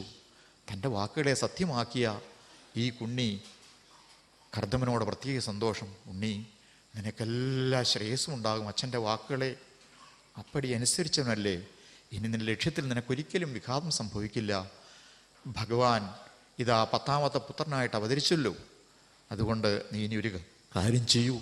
ഈ പെൺകുട്ടികളെയൊക്കെ മരീചി തുടങ്ങിയതായ 9 മഹർഷിമാർക്ക് വിവാഹം ചെയ്തു കൊടുത്തുകൊള്ളൂ എന്ന് പറഞ്ഞതനുസരിച്ച് മരീച്യാദി മഹർഷിമാർക്ക് ഈ പെൺകിടാക്കളെ വിവാഹം കഴിച്ചു കൊടുത്തിട്ട് സാക്ഷാൽ ഭഗവാന്റെ തിരുവതാരമായി തൻ്റെ മകനായി വന്നു പറഞ്ഞ കപിലവാസുദേവൻ്റെ അടുക്കൽ ചെന്ന് സാഷ്ടാംഗ പ്രണമിച്ച് വലം വെച്ച് വണങ്ങിയിട്ട് ആ മകനായിരിക്കുന്ന ഭഗവാനോടെ അനുജ്ഞ ആവശ്യപ്പെടുവാണ്. ഭഗവാന്റെ കാരുണ്യം കൊണ്ട് ഒക്കെ നടന്നു. എൻ്റെ ജീവിത ലക്ഷ്യമായിരിക്കുന്ന ആ ജന്മസാഫല്യത്തിന് വേണ്ടി അടിയനെ അനുഗ്രഹിക്കണം. തപസ്സിൻ്റെ മാർഗത്തിൽ എനിക്ക് വേണ്ട ഉപദേശം നൽകണം എന്ന് പറഞ്ഞതനുസരിച്ച് തൻ്റെ തൽക്കാലം അച്ഛനായി ഇരിക്കുന്ന ആ ലൗകിക ബന്ധത്തിലുള്ള അച്ഛനെ കർദമന് അതിന് വേണ്ട മാർഗനിർദ്ദേശങ്ങളൊക്കെ സാക്ഷാൽ ശ്രീ കപിലവാസുദേവൻ നൽകിയിട്ട് അദ്ദേഹത്തിന് യഥാവിധി തപസ്സിനെ അയക്കുന്നു. അച്ഛൻ തപസ്സിന് പോയി. പെൺമക്കളെല്ലാം വിവാഹിതരായിപ്പോയി. ഇനി ആരുണ്ടാശ്രമത്തിൽ? കേവലം 2 പേരും, അമ്മയും മകനും, ദേവഹൂതിയും കപിലവാസുദേവനും. ഇതാണ് ആദ്യത്തെ 4 അധ്യായം കൊണ്ടുള്ളതായ ഭഗവാന്റെ തിരുവവതാരത്തിൻ്റെ ഒരു സംക്ഷിപ്ത ഭാവം. ദേവഹൂതിക്ക് മക്കളും അച്ഛനും ഒക്കെ പോയപ്പോൾ സ്വാഭാവികമായിട്ട് ഈ ഉണ്ണിയോട് എന്തെന്നില്ലാത്തൊരു വാത്സല്യം. അത് ലോകത്ത് സഹജവും സ്വാഭാവികവും മാത്രമാണല്ലോ. വിശേഷിച്ച് ഒരു മകൻ അവസാനമായി ശേഷിക്കും, മറ്റുള്ളവർ പോവുകയും ചെയ്യുമ്പോൾ അമിതമായിരിക്കുന്ന എന്തോ ഒരു താല്പര്യം കുഞ്ഞുങ്ങളോട് ഉണ്ടാവുക എന്നുള്ളത് സർവത്ര സ്വാഭാവികം മാത്രം. കപിലവാസുദേവൻ രഹസ്യമായി അമ്മയെ ഇങ്ങനെ ശ്രദ്ധിച്ചു. അമ്മയ്ക്ക് എന്തോ ഒരു വല്ലാത്ത അഫെക്ഷൻ, തന്നോട് ആസക്തി. എന്താണ്? മായാബന്ധം. ഭഗവാൻ ആലോചിച്ചു, അമ്മയുടെ ഈ ആസക്തി നിലനിർത്തിക്കൊണ്ടുപോയാൽ എൻ്റെ അവതാര ഉദ്ദേശം സാധിക്കില്ലല്ലോ. സാഖ്യശാസ്ത്രം ഈ ലോകത്തിന് പ്രചരിപ്പിക്കാൻ വേണ്ടി താൻ അവതാരം സ്വീകരിച്ചാണെന്ന് അവതാരധർമ്മം നിറവേറ്റണമെന്നും ബോധമുള്ളതായിരിക്കുന്ന ഭഗവാൻ അതിനുവേണ്ടി ഒരു ഉപായമെടുത്തു. അമ്മയെ നിന്ന് പാകപ്പെടുത്തണമല്ലോ. ഭഗവാൻ ഒരു ദിവസം ആശ്രമത്തിൽ നിന്നും സ്വയം ഒന്ന് മറഞ്ഞു. അമ്മ ചുറ്റുപാട് നോക്കിയപ്പോൾ മകനെ വിട്ട് കാണുന്നില്ല. ചുറ്റും നാലുവശവും നോക്കി കപില കപില കപില എന്ന് വിളിച്ച് ആശ്രമത്തിൻ്റെ പ്രാന്തപ്രദേശങ്ങളിലൊക്കെ നടന്നു. ഉണ്ണിയെ വിട്ട് കാണുന്നില്ല. അവസാനം കാട്ടിനുള്ളിലേക്ക് കയറി തിരയാൻ തുടങ്ങി. തിരഞ്ഞുള്ളിലേക്ക് ഇങ്ങനെ ചെന്നപ്പോൾ ആ അന്ധകാര നിബിഡമായിരിക്കുന്ന വനാന്തർഭാഗത്ത് ഇതാ ഒരു വടവൃക്ഷത്തിൻ്റെ ചുവട്ടിൽ പത്മാസനസ്ഥനായി സാക്ഷാൽ ശ്രീ ദക്ഷിണാമൂർത്തിയുടെ രൂപത്തിൽ ഇരുന്ന് ജ്ഞാനപ്രകാശത്തിനായി അരുളുന്നു ഒരു അസാധാരണമായിരിക്കുന്ന ചൈതന്യ സ്വരൂപമായിരിക്കുന്ന ഭഗവാന്റെ ഒരു രൂപമാണ് അമ്മ കാണുന്നത്.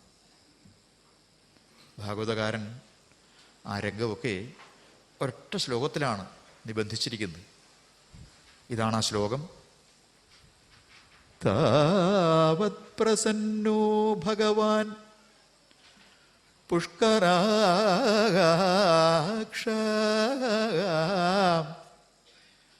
അങ്ങനെ ആദ്യം അവതരിച്ച ഭഗവാൻ ഇപ്പോഴെങ്ങിരിക്കുന്നു?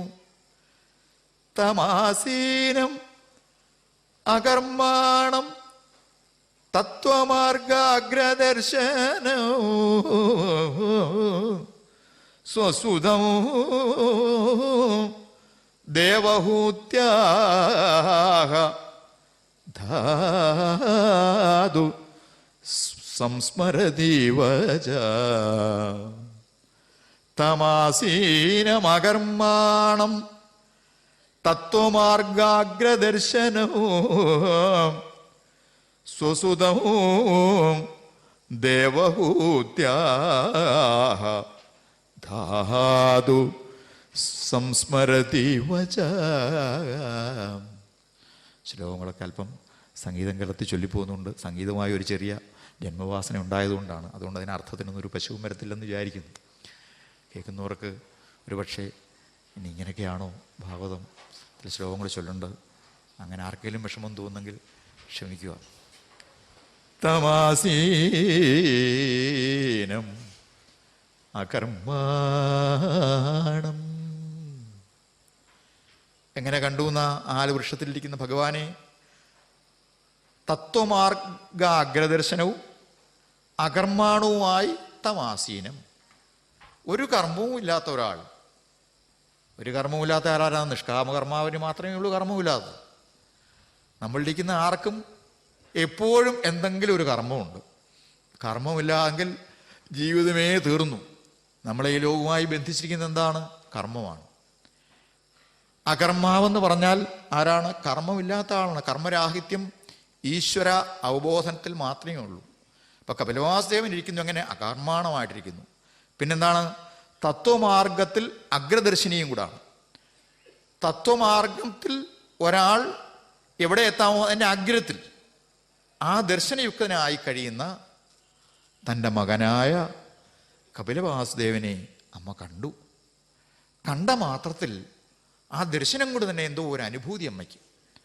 ഇക്കഴിഞ്ഞ നിമിഷം വരെ തൻ്റെ മകനോടുണ്ടായിരുന്നായ ആ മമതാബന്ധം, ആ വാത്സല്യാതിരയം കൊണ്ടുണ്ടായിരുന്നുള്ളതായ സഹജമായിരിക്കുന്ന ആ എന്താ അതിന് പറയുന്നത് മാതൃപുത്രബന്ധത്തിന് എന്തോ ഒരു മാറ്റം പെട്ടെന്ന് അമ്മയിൽ അങ്കുരിച്ചു. അതാണ് ഭഗവാന്റെ കാരുണ്യം. ഭഗവാൻ തത്വാഗ്രദർശകനായിട്ടല്ലേ ഇരിക്കുന്നത്. അമ്മയെ പാകപ്പെടുത്തി പാകപ്പെട്ട ഒരു ശിഷ്യയായി മാറ്റിയിട്ട് അമ്മയ്ക്ക് തത്വജ്ഞാനം ഉപദേശിച്ച് അതിൽ കൂടി ഈ ലോകത്തിന് തത്വപ്രകാശം ചെയ്യാൻ വേണ്ടി അവതരിച്ച ഭഗവാന്റെ ഇച്ഛാമാത്രത്തിൽ ഇതൊക്കെ അമ്മയിൽ സംഭവിച്ചു. അമ്മയ്ക്ക് വേഗം ഒരു നിർവിണ്ണ ഭാവം ഉണ്ടായി എന്നാണ് അവിടെ പറയുന്നത്. വേഗം ചെന്നു മകൻ്റെ അടുത്ത്. ചെന്നിട്ട് ആ ഉണ്ണിയുടെ മുമ്പിൽ നിർലജ്ജയായി അമ്മ നമസ്കരിച്ചു. എന്നിട്ട് പറഞ്ഞു, ഉണ്ണിയെടുത്ത് പറയുവാണ്. വാസ്തവത്തിൽ ഇവിടെ മുതലാണ് ഈ ഉപദേശത്തിൻ്റെ മർമ്മം തുടങ്ങുന്നത്. നിർവിണ്ണ നിതരാം ഭൂമൻ അസദിന്ദ്രിയദർശനാത് യേന സംഭാവ്യമാനേന പ്രപന്നാന്ധം തമപ്രഭോ നിർവിണ്ണാനിതരാം ഭൂമൻ അസദിന്ദ്രിയദർശനാത് യേന സംഭാവ്യമാനേന പ്രപന്നാന്ധം തമപ്രഭോ. ഹേ പ്രഭു, പ്രഭുവായിരിക്കുന്ന ഭഗവൻ നിർവിണ്ണാനിതരാം ഭൂമൻ. ഭൂമൻ എന്നൊക്കെ ഒരു പദമാണ് ഭഗവാനെ ഇവിടെ സംബോധന ചെയ്യാൻ ഈ അമ്മ ഉപയോഗിച്ചിരിക്കുന്നത്. അമ്മയല്ല ഉപയോഗിച്ചിരിക്കുന്നത്, വ്യാസനല്ലേ. വ്യാസനാരാണ്? വ്യാസനാരാണ്? സാക്ഷാൽ ഭഗവാൻ തന്നെയല്ലേ. വ്യാസായ വിഷ്ണുരൂപായ വ്യാസരൂപായ വിഷ്ണവേ നമോ വൈ ബ്രഹ്മനിധേ വാസിഷ്ഠായ നമോ നമ എന്ന് നമ്മൾ പ്രാർത്ഥിക്കുമ്പോൾ ഭഗവാൻ തന്നെയല്ലേ ഈ ഭാഗവതം എഴുതിയിരിക്കുന്നത്. അപ്പോൾ വ്യാസൻ ഈ വാക്കിൽ കുറഞ്ഞ് അന്നേരം ഉപയോഗിക്കാൻ തോന്നുന്നില്ല. ഭൂമൻ, ഭൂമാ ശബ്ദമൊക്കെ പ്രസിദ്ധമായൊരു ഉപനിഷത്ത് മന്ത്രത്തിലാണ് വന്നിരിക്കുന്നത്. നാൽപ്പേ സുഖമസ്തി ഭൂമാവൈ സുഖം. ഛാന്തോക്യ ഉപനിഷത്തിൽ സനൽകുമാര മഹർഷിയെടുത്ത് ചെന്ന ശ്രീ നാരദ മഹർഷിക്ക് ഉപദേശം കൊടുക്കുന്ന സന്ദർഭത്തിലാണ് ശ്രീ നാരദനോടെ സനൽകുമാര മഹർഷി ചോദ്യമുണ്ട്. ഹേ ഉണ്ണി, അങ്ങ് എന്തൊക്കെ പഠിച്ചു എന്ന് പറയൂ, പിന്നെ വേണ്ടേ ബാക്കി കാര്യങ്ങൾ ഞാൻ പറഞ്ഞു തരാൻ എന്ന് പറഞ്ഞപ്പോൾ താൻ പഠിച്ചതിൻ്റെ ഒരു വലിയ പട്ടിക നിരത്തിയെന്നാ. ആരാ? ശ്രീ നാരദൻ.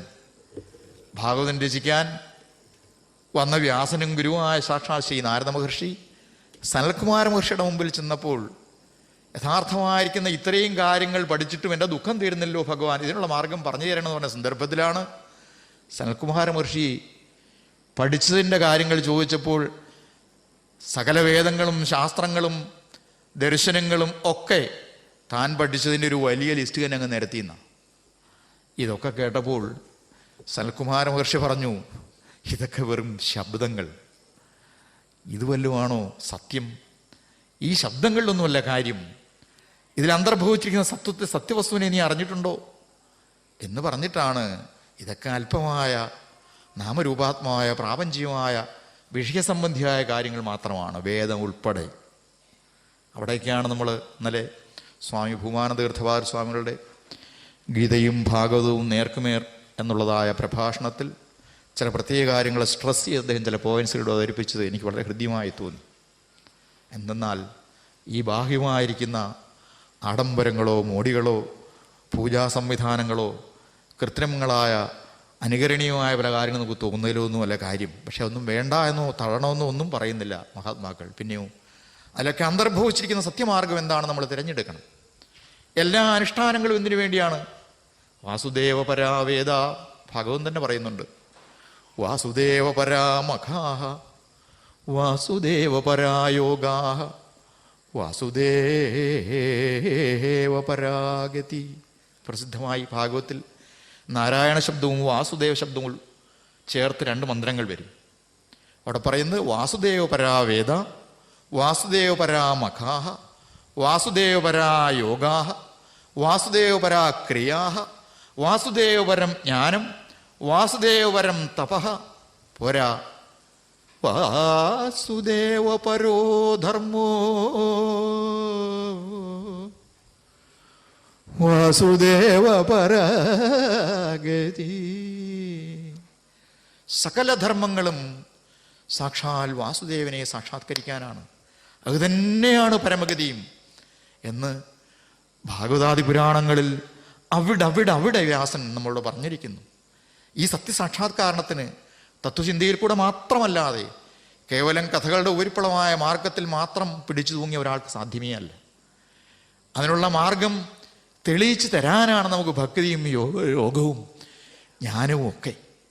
ഇതാണ് ലക്ഷ്യമെങ്കിൽ ഇവിടെ എന്താണ് പറയുന്നത്? അത്ഭുതകരമായി അദ്ദേഹം പറയുന്ന കാര്യങ്ങൾ നോക്കൂ. ഭൂമാവായിട്ട് കണ്ടു അമ്മ. ഭൂമാവെന്ന് പറഞ്ഞാൽ ബ്രഹ്മം എന്നാ വാക്കിനർത്ഥം. ഭൂമൈവ സുഖം. നാരദനോട് പറഞ്ഞു, നാ അല്പേ സുഖമസ്തി. നാരദ, ഈ അല്പമാത്രമായ കാര്യങ്ങളിലൊന്നുമില്ല കാര്യം. പിന്നെയോ ഭൂമാവായിരിക്കുന്ന പൂർണ്ണമായിരിക്കുന്ന സത്യനിഷ്ഠമായിരിക്കുന്ന സത്യ ചിത്ത് ആനന്ദസ്വരൂപമായിരിക്കുന്ന സച്ചിദാനന്ദ സ്വരൂപമായിരിക്കുന്ന ബ്രഹ്മം മാത്രമാണ് വസ്തു. അതിലാണ് എല്ലാം നിറഞ്ഞിരിക്കുന്നത്. പൂർണ്ണമതഃ പൂർണ്ണമിദം പൂർണ്ണാൽ പൂർണ്ണമുദച്യതേ പൂർണ്ണസ്യ പൂർണ്ണമാദായ പൂർണ്ണമേവ അവശിഷ്യതേ. അതാണ് ഭൂമാവ്. അപ്പോൾ ഇങ്ങനെ പൂർണ്ണമായി തൻ്റെ മകനായിരിക്കുന്ന സാക്ഷാൽ കപിലവാസുദേവനെ അമ്മ കണ്ടു. മുമ്പിൽ ചെന്നിട്ട് പറഞ്ഞു, നിരുവിണ്ണാനിതരാം ഭൂമൻ അസദിന്ദ്രിയ ദർശനാത് ഏന സംഭാവ്യമാനേന പ്രപന്നാന്ധം തമപ്രഭോ. ഹേ ഭൂമാവായിരിക്കുന്ന ഭഗവൻ, എൻ്റെ ഈ ഇന്ദ്രിയങ്ങളെ പ്രീതിപ്പെടുത്താൻ വേണ്ടി ഒട്ടനേകം കർമ്മങ്ങൾ ചെയ്ത് ഞാനിപ്പോൾ പരാജയപ്പെട്ടിരിക്കുകയാണെന്ന് പറയട്ടെ. ഒരു പ്രയോജനവുമില്ലാത്തതാണ് ഈ ശരീര മനോ ഇന്ദ്രിയ വ്യാപാരങ്ങളിൽ. അതിൻ്റെ പ്രീതിക്ക് വേണ്ടി അതിനെ സന്തോഷിപ്പിക്കാം, അതിനെ സുഖിപ്പിക്കാം, അതിൻ്റെ പൂർണ്ണതയിലെത്താം എന്ന് വിചാരിച്ച് നാം ചെയ്യുന്ന എല്ലാ പ്രയത്നങ്ങളും വൃഥാവിലാണെന്ന് എനിക്ക് ബോധ്യമായി ഭഗവൻ. ഞാനിപ്പോൾ അതുകൊണ്ട് അതിൽ തീരെ താല്പര്യമല്ലാതെ എനിക്കൊരു വിരക്തി ഭാവം വന്നിരിക്കുന്നു. അതുകൊണ്ട് എന്ത് വേണമെന്നാണ് ഭഗവൻ? നിർവിണ്ണ നിതരാംഭൂമൻ അസദിന്ദ്രിയ ദർശനാത് ഏന സംഭാവ്യമാനേന പ്രപന്നാന്ധം തമപ്രഭു. അന്ധം തമഹ, ഇതിനെ ലാളിച്ച് ഇതിനെ പുഷ്ടിപ്പെടുത്തി ധന്യമാക്കാമെന്നുള്ള വിചാരത്തിൽ ആ കൂരിരുട്ടിൽ ഞാൻ പതിച്ചു. പ്രപന്ന.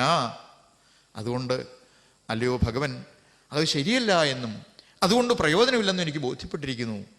ഭഗവാന്റെ കാരുണ്യം കൊണ്ട് എനിക്ക് ഇതിൽ നിന്നും മറിച്ച് സത്യമായിരിക്കുന്ന ഈശ്വരപ്രാപ്തിക്കുള്ള യഥാർത്ഥമായിരിക്കുന്ന ആത്മസൗഖ്യത്തിനുള്ളതായ മാർഗം തെളിയിച്ചു തരയണമേ എന്ന് വളരെ ഭക്തി ആദരപൂർവം ഈ അമ്മ കപിലവാസുദേവൻ്റെ മുമ്പിൽ തൻ്റെ അഭിപ്രായം അങ്ങോട്ട് രേഖപ്പെടുത്തി. സന്തുഷ്ടനായി ഭഗവാൻ, ഇങ്ങനെ അമ്മയ്ക്ക് തോന്നിയല്ലോ, എൻ്റെ അമ്മ ഇങ്ങനെ തന്നെ ആകണമെന്ന് ഞാൻ വിചാരിച്ചു എന്ന് വെച്ച് വളരെ സന്തുഷ്ടചിത്തനായി ഭഗവാൻ അമ്മയോട് പറഞ്ഞു, അമ്മേ, അമ്മയുടെ ചില കാര്യങ്ങൾ ഞാൻ പറഞ്ഞു തരട്ടെ. യോഗാധ്യാത്മിക പുംസാം മതോ നിശ്രേയസായമേ അത്യന്തോ ഉപരതിർയത്ര ദുഃഖസ്യ ച സുഖസ്യ ച. യോഗാധ്യാത്മിക പുംസാം മതോ നിശ്രേയസായമേ അത്യന്തോ ഉപരതിർയത്ര ദുഃഖസ്യ ച സുഖസ്യ ച. അമ്മേ, പുംസാം പുരുഷന്മാരുടെ, പുരുഷൻ എന്ന് പറഞ്ഞാൽ അവിടെ സ്ത്രീ പുരുഷ ഭേദം, ഒരു മനുഷ്യർക്ക് നിശ്രേയസായ, നിശ്രേയസ് എന്ന് പറഞ്ഞാൽ മോക്ഷം, മുക്തി, പരമപുരുഷാർത്ഥമായിരിക്കുന്ന മോക്ഷത്തിന് സ്വീകരിക്കേണ്ടതായ ഒരു മാർഗമുണ്ടമ്മേ. അത് മറ്റൊന്നുമില്ല, അതിൻ്റെ പേര് ആധ്യാത്മികം എന്നാണ്. താപത്രയങ്ങളും മാറി ആത്യന്തിക ദുഃഖനിവൃത്തി അഥവാ മോക്ഷം നേടിയെടുക്കുന്നതിന് ആധ്യാത്മികമായ ഒരു മാർഗം സ്വീകരിക്കേണ്ടതായിട്ടുണ്ട്. അത്യന്തോ ഉപരതറിയത്ര ദുഃഖസ്യ ച സുഖസ്യ ച. അങ്ങനെയുള്ളതായ ഒരാധ്യാത്മമാർഗം അവലംബിച്ച് മുന്നേറിയാൽ അവിടെ സുഖവും നഷ്ടപ്പെടും, ദുഃഖവും നഷ്ടപ്പെടും. എന്ന് പറഞ്ഞാൽ സുഖദുഃഖത്തിനും അതീതമായിരിക്കുന്ന, സുഖത്തിനും നമ്മൾ എവിടെ വിചാരിക്കുന്നുവോ അതിനോടെല്ലാം ചേർന്നൊരു മറുവശമായിട്ടിരിക്കുന്നതാണ് ദുഃഖം എന്നുള്ള കാര്യം മറന്നു പോകരുത്.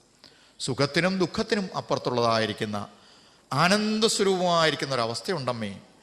ആ സമഭാവത്തിൽ എത്താൻ ഒരാധ്യാത്മിക മാർഗം അമ്മയല്ല, ഈ ലോകത്ത് ആരും നേടേണ്ടതുണ്ട് എന്ന് അമ്മയെ ആദ്യമായിട്ട് പറഞ്ഞു ബോധിച്ചിട്ട് ഭഗവാൻ പറഞ്ഞു, അമ്മേ, ഈ സുഖത്തിനും ദുഃഖത്തിനും മൂല കാരണം എന്തെന്ന് നമുക്കറിയുമോ? അതറിയാമെങ്കിൽ ആ കാരണം കണ്ടുപിടിക്കാമെങ്കിൽ നമുക്കതിനെ ചികിത്സിക്കാം. അങ്ങനെ ഉണ്ടല്ലോ, ഏതൊരു കാരണത്തിൻ്റെയും കാരണം കണ്ടുപിടിക്കാമെങ്കിൽ അതിനെ ലക്ഷ്യമാക്കി അതിന് വേണ്ട മാർഗം ചെയ്താൽ ആ ദുഃഖത്തിന് പരിഹാരമാവും എന്ന് പറഞ്ഞിട്ട് ഈ സുഖദുഃഖങ്ങൾക്ക് പിന്നിലെ കാരണം എന്താണ്? ചേതഖല്വസ്വബന്ധായ മുക്തയേജാത്മനോ മതം ഗുണേഷു സക്തം ബന്ധായ രതം വാ പുംസി മുക്തയേ ചേതകൽവസ്യ ബന്ധായ മുക്തയേജാത്മനോ മതം ഗുണേഷു സക്തം ബന്ധായ രതം വാ പുംസി മുക്തയേ.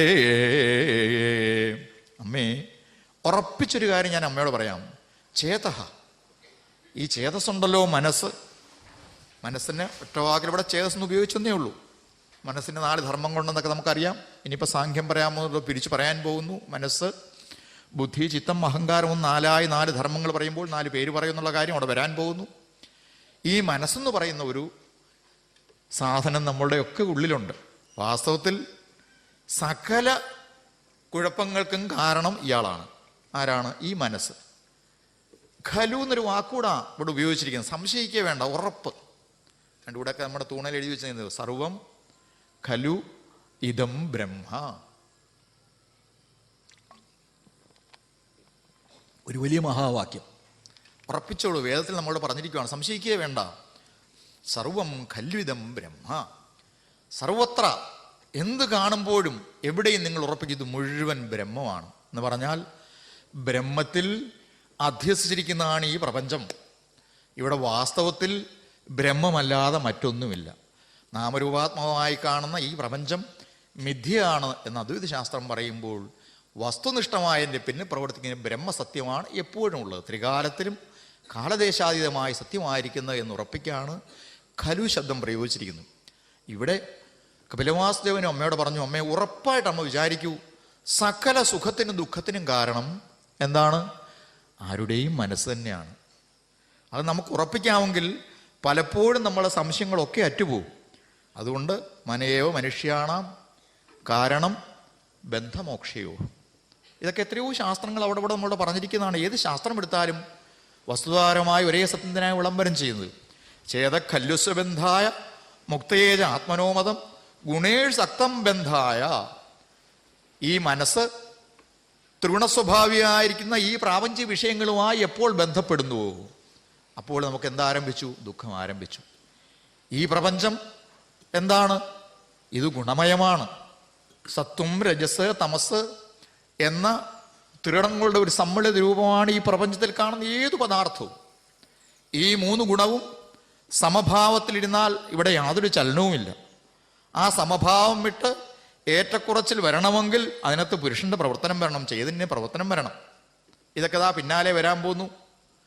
അങ്ങനെയുള്ളതായി ത്രിഗുണാത്മികമായി പ്രപഞ്ചത്തിൽ കാണുന്ന ഏതൊരു വിഷയത്തോടും മനസ്സ് എപ്പോൾ ബന്ധം സ്ഥാപിക്കുന്നുവോ അവിടെ ആരംഭിക്കുന്നു അമ്മേ ദുഃഖം. അതിൽ നിന്ന് നിവർത്തിച്ച് ഭഗവാൻ ഇവിടെ ഒരു വാക്കൂടെ പറഞ്ഞു. എന്താണത്? രതം വാ പുംസി മുക്തയേ. സാക്ഷാൽ ഭഗവാൻ പുംസി, പുരുഷൻ എന്ന വാക്കിനർത്ഥം. ഈ നാമരൂപാത്മകമായ പ്രപഞ്ചത്തിന് പിന്നിൽ പ്രവർത്തിക്കുന്ന അഥവാ പ്രകൃതിയുടെ പിന്നിൽ പ്രവർത്തിക്കുന്ന പുരുഷനിൽ എപ്പോൾ രതി ഉണ്ടാകുന്നുവോ അഥവാ താല്പര്യം ജനിക്കുന്നുവോ, എങ്ങനെയാണോ വിഷയത്തോടെ താല്പര്യം വന്നപ്പോൾ ദുഃഖമുണ്ടായത്, അതിന് പകരം ആ വിഷയങ്ങൾക്ക് പകരം അവിടെ ഈശ്വരനെ സ്ഥാപിക്കാമെങ്കിൽ, ഈശ്വരനിലേക്ക് ആഭിമുഖ്യം വന്നാൽ, ഈശ്വരനിലേക്ക് മനസ്സിൽ വന്നാൽ നമുക്ക് എന്താണ് അവിടെ? മുക്തിക്ക് അത് വഴിതെളിക്കും. നമ്മ ഈ ഒരു കാര്യം ആദ്യം ഉറപ്പിക്കൂ. വിഷയങ്ങൾ ദുഃഖമയമാണ്. എന്ത് വിഷയവും നമുക്ക് തരുന്നത് സുഖദുഃഖ സമ്മിശ്രമായിരിക്കുന്ന ഒരു അനുഭവമാണ്. ആത്യന്തികമായി ഒരിക്കലും അത് സുഖദുഃഖാതീതമായിരിക്കുന്ന ആനന്ദം തരാൻ പോകുന്നില്ല. മറിച്ച് ആ സ്ഥാനത്ത് ഈശ്വരനെ സ്ഥാപിക്കാമെങ്കിൽ, ഈശ്വരനോടുള്ള രതി വരാമെങ്കിൽ അവിടെ എന്താണ് ഫലം? മുക്തയേ, പരമമായിരിക്കുന്ന മോക്ഷത്തിനത് വഴിതെളിക്കും എന്ന് പറഞ്ഞിട്ട് അഹം മമ അഭിമാനോദ്ധൈ കാമലോഭാദിഭിർമലൈ ഭീതം യഥാ മനഃശുദ്ധം അദുഃഖം അസുഖം സമം. ഈ 2 ശ്ലോകങ്ങൾ ഈ കാബലത്തിൽ വളരെ ശ്രദ്ധേയമായ 2 ശ്ലോകങ്ങളാണ്. അതിൻ്റെ എന്താണ് കീ ശ്ലോകങ്ങൾ എന്ന് പറയാം. അതിനെല്ലാം ഒളിച്ചു വെച്ചിരിക്കുന്ന മർമ്മപ്രധാനമായ 2 ശ്ലോകങ്ങളാണ്. ഇതിന് 2 അർത്ഥവിചാരം ചെയ്യാമെങ്കിൽ പരമതത്വം വരെ എത്തിച്ചേരാനുള്ള കാര്യങ്ങളിൽ അന്തർഭവിച്ചിരിക്കുന്നു. കാബലത്ത് തന്നെ പൊതുവെ പറയുന്നത് ഭാഗവത്തിൽ എന്തെല്ലാം ഇനി വരാൻ പോകുന്നു അതിൻ്റെ മുഴുവൻ ഒരു ബീജരൂപത്തിൽ സർഗം മുതൽ ആശ്രയം വരെയുള്ള ദശവിധ ലക്ഷണങ്ങൾ ചർച്ച ചെയ്യാനായി ഉപയോഗിച്ചിരിക്കുന്ന ഭാഗവത്തിൽ എന്തെല്ലാം പ്രകരണങ്ങളുണ്ടോ അതിൻ്റെ മുഴുവൻ ഒരു സാരസർവസ്വമാണ്. എങ്ങനെയാണോ ശ്രീമദ് ഭഗവത്ഗീതയിൽ 2-ാം അധ്യായം സാഖ്യയോഗം നിൽക്കുന്നത്, അതുപോലെ ശ്രീമദ് ഭാഗവത്തിൽ കാവലത്തിൻ്റെ ഒരു പ്രത്യേക സ്ഥാനം തന്നെ ഉണ്ട് ആചാര്യന്മാരുടെ ദൃഷ്ടിയിൽ. അത്ര അത്ഭുതമാണ്. അങ്ങനെയുള്ള കാവലത്തിൽ മർമ്മപ്രധാനമായിരിക്കുന്ന ശ്ലോകങ്ങളിൽ പെടുന്നതാണ് നമ്മളിപ്പോൾ ഈ ചർച്ച ചെയ്യുന്ന ശ്ലോകം.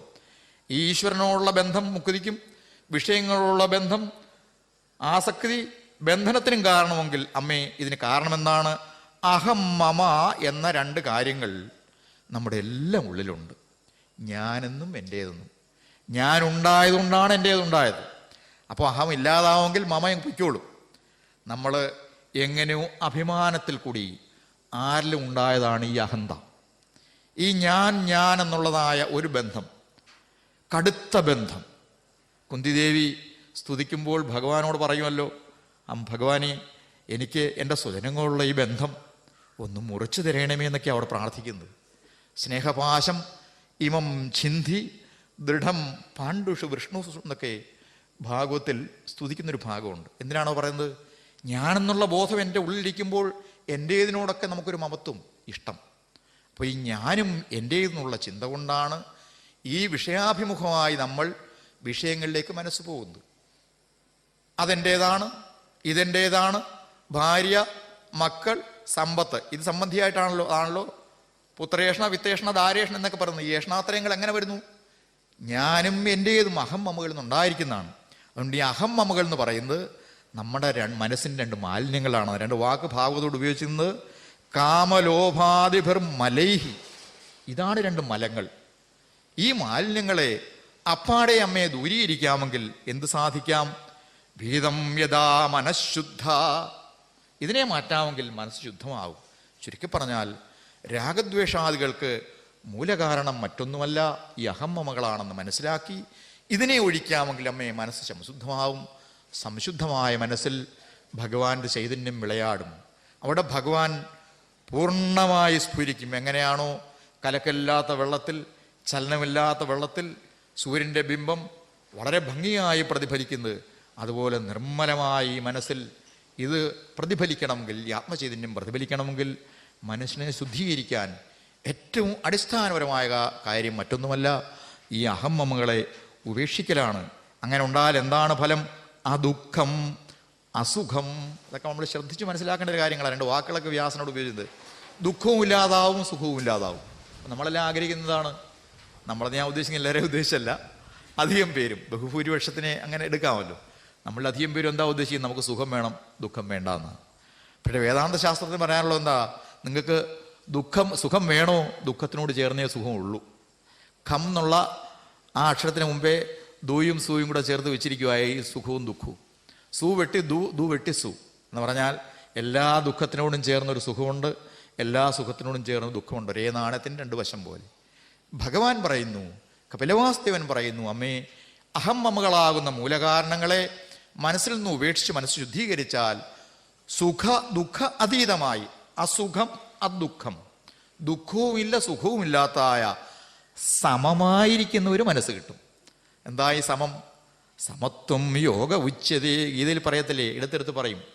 എന്താണ് യോഗത്തിന് ഗീതയിലെ വ്യാഖ്യാനം?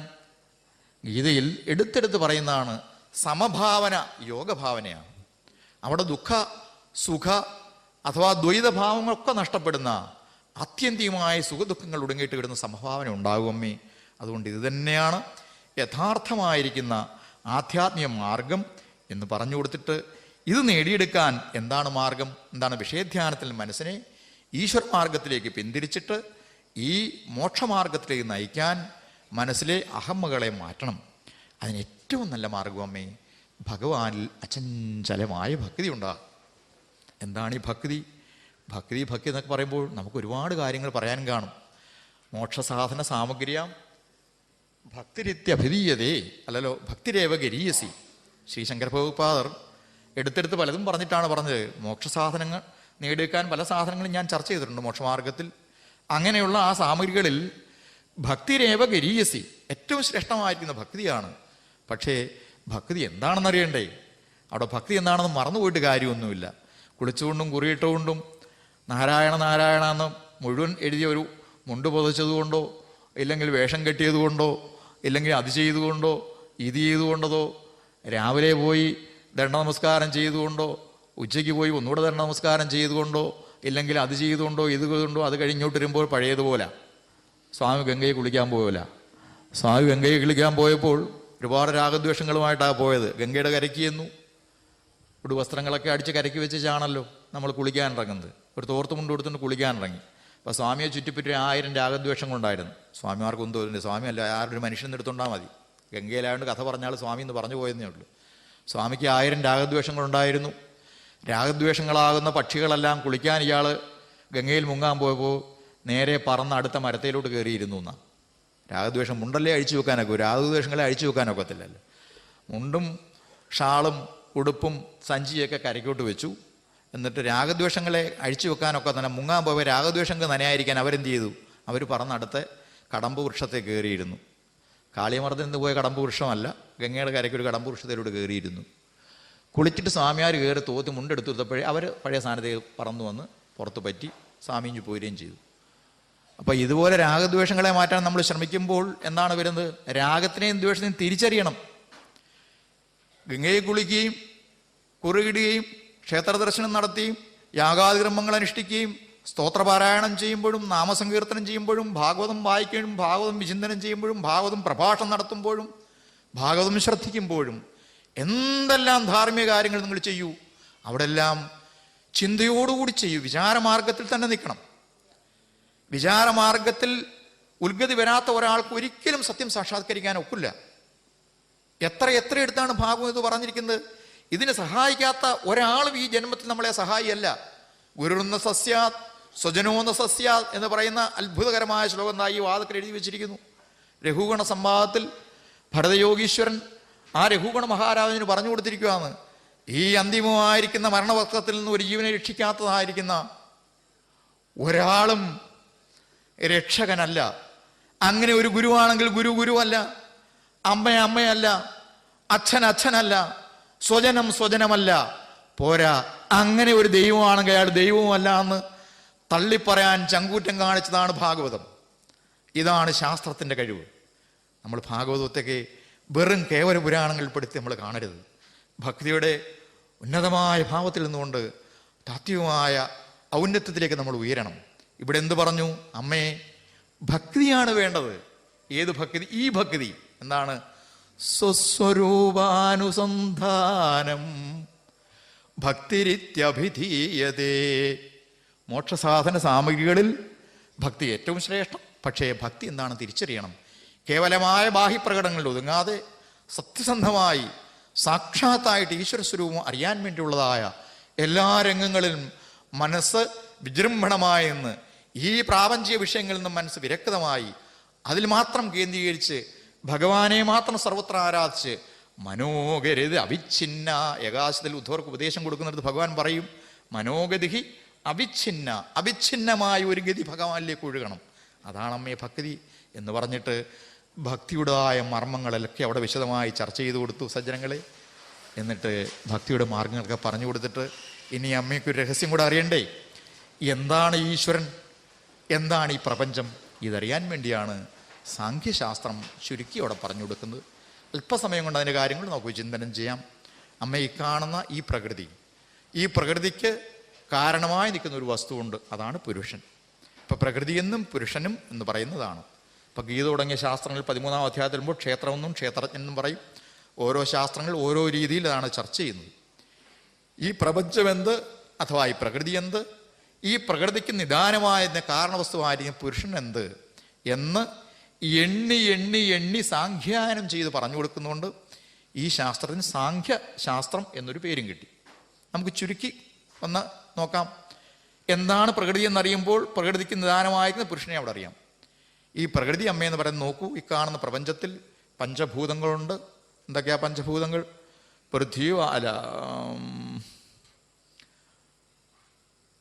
ഭൂമിരാപോ അനലോ വായു ഖം മനോ ബുദ്ധിരേവച്ചാന്ന് ഗീതയിൽ ശ്ലോകം വരുമല്ലോ. ഭൂമി, മണ്ണ്, ജലം, അഗ്നി, വായു, ആകാശം. ഇങ്ങനെ പഞ്ചഭൂതങ്ങൾ 5 അതിന് സൂക്ഷ്മരൂപങ്ങളായി നിൽക്കുന്ന തന്മാത്രകൾ എന്നാണ് പറയുന്നത്. ആ തന്മാത്രകൾ ശബ്ദ സ്പർശ രൂപ രസഗന്ധാദികൾ. ശബ്ദം ആകാശത്തിൻ്റെ തന്മാത്ര, സ്പർശം വായുവിൻ്റെ തന്മാത്ര, അങ്ങനെ ക്രമത്തിലെടുക്കാമെങ്കിൽ ശബ്ദ സ്പർശ രൂപ രസഗന്ധകാദികളായിരിക്കുന്ന 5 തന്മാത്രകൾ, മഹാഭൂതങ്ങളായിരിക്കുന്ന 5. ഇനി ഇതിനെയെല്ലാം ഗ്രഹിക്കാൻ ഈ ഓരോ അണ്ടത്തിലും നമ്മൾ ഓരോരുത്തരിലും 5 ഇന്ദ്രിയങ്ങളുണ്ട്. ജ്ഞാനേന്ദ്രിയങ്ങൾ എന്നാണ് ഇതിൻ്റെ പേര്. അത് നമുക്കറിയാം. ആദ്യത്തെ ഇന്ദ്രിയം ഏതാണ്? ഈ ക്രമത്തിൽ പറയുവാണെങ്കിൽ ആകാശ തന്മാത്രയുമായി ബന്ധപ്പെട്ടത് ചെവി, രണ്ടാമത് ത്വക്ക്, കണ്ണ്, നാക്ക്, മൂക്ക്, ഇങ്ങനെ 5 ജ്ഞാനേന്ദ്രിയങ്ങൾ. അപ്പോൾ 5 മഹാഭൂതങ്ങൾ, 5 തന്മാത്രകൾ, 5 ജ്ഞാനേന്ദ്രിയങ്ങൾ. ഇനി 5 കർമ്മേന്ദ്രിയങ്ങൾ നമുക്കുണ്ട്. വാക്, പാണി, പാദം, വായു, ഉപസ്ഥം എന്ന 5 കർമ്മേന്ദ്രിയങ്ങൾ. പ്രവർത്തനോന്മുഖമായി നമ്മുടെ ശരീര മനോ ഇന്ദ്രിയ വ്യാപാരങ്ങളെ പ്രവർത്തിപ്പിക്കുന്ന 5 കർമ്മേന്ദ്രിയങ്ങൾ. അതിന് സഹായമായി നിൽക്കുന്നത് പഞ്ചപ്രാണന്മാരാണെന്ന് നമ്മൾ മറന്നു പോകരുത്. അതുകൊണ്ട് പഞ്ചപ്രാണന്മാരെയും കർമ്മേന്ദ്രിയങ്ങളുടെ ഒരുമിച്ച് ചേർത്ത് ഈ സാഖ്യശാസ്ത്രത്തിൽ പറയാറുണ്ട്. ചിലര് പഞ്ചപ്രാണന്മാരാണെന്ന് പറയും, ചിലര് കർമ്മേന്ദ്രിയങ്ങളാണെന്ന് പറയും. രണ്ടും കാര്യം ഒന്ന് തന്നെയാണ്. ഇങ്ങനെ 20 കൂട്ടം. ഏതൊക്കെയാണ്? 5 മഹാഭൂതങ്ങൾ, 5 തന്മാത്രകൾ, ജ്ഞാനേന്ദ്രിയങ്ങൾ, കർമ്മേന്ദ്രിയങ്ങളായി 4 20. ഇനി 4 അന്ധക്കരണ വൃത്തികൾ 4. മനസ്സ്, ചിത്തം, ബുദ്ധി, അഹങ്കാരം എന്ന 4 അന്ധക്കരണ വൃത്തികൾ. ഇങ്ങനെ ഇത് 4ഉം കൂടെ ചേർന്ന് 24 എണ്ണത്തിനും കൂടെയാണ് ഈ പ്രകൃതിയായി നമ്മൾ കാണപ്പെടുന്നത്. ഇതിൻ്റെ ഒരു സമ്മിളിത രൂപമാണ് ഈ പ്രകൃതി. പക്ഷെ ഈ പറഞ്ഞ ഏതെങ്കിലും ഒരു സാധനത്തിന് സ്വയം പ്രവർത്തിക്കാൻ സാധിക്കുമോ? ചിന്തിച്ചു നോക്കൂ. നമ്മൾ വളരെ ശ്രേഷ്ഠമെന്ന് പറയുന്ന ബുദ്ധിക്ക് സ്വയം പ്രകാശിക്കാനൊക്കുമോ? അങ്ങനെ ഉണ്ടെങ്കിൽ മരിച്ചു കിടക്കുന്ന ആളുടെ ബുദ്ധി പ്രവർത്തിക്കണമായിരുന്നു. അപ്പോൾ ഇതെല്ലാം ജഡങ്ങളാണ്. പ്രകൃതി ജഡമാണെന്നർത്ഥം. ഈ ജഡമായിരിക്കുന്ന പ്രകൃതിയെ പ്രവർത്തിപ്പിക്കുന്നത് എന്തോ നമുക്കറിവില്ലാത്ത, നമ്മളെന്നാ അനുഭവിച്ചുകൊണ്ടിരിക്കുന്ന ഒരു ചൈതന്യവിശേഷം ഉള്ളിലുണ്ട്. അതെല്ലാ പുരങ്ങളിലും ശയിക്കുന്നുണ്ട്. അതിന് പുരുഷൻ എന്ന് ശാസ്ത്രം പേരിട്ടിരിക്കുന്നു. അതാണ് പുരുഷൻ. ഈ പ്രകൃതിയിൽ നിന്നും വിലക്ഷണനായി നിൽക്കുന്നുണ്ട്. ദേഹവിലക്ഷണൻ എന്ന് ശാസ്ത്രം പറയാറുണ്ട്. ദേഹം എന്ന് അവിടെ പറയുമ്പോൾ ഈ എല്ലാ സംഘാതങ്ങളുടെയും ചേർത്ത് നമ്മൾ എടുക്കണം. ശരീരം, ഇന്ദ്രിയ, മനോ, ബുദ്ധി വ്യാപാരങ്ങൾ സമഷ്ടിയിൽ ദേഹം എന്നെടുക്കുമ്പോൾ ഈ ദേഹത്തിൽ ദേഹാന്തര്യാമിയായിരിക്കുന്ന ഈ പുരുഷൻ അഥവാ ആത്മചൈതന്യം ദേഹവിലക്ഷണനാണമ്മേ.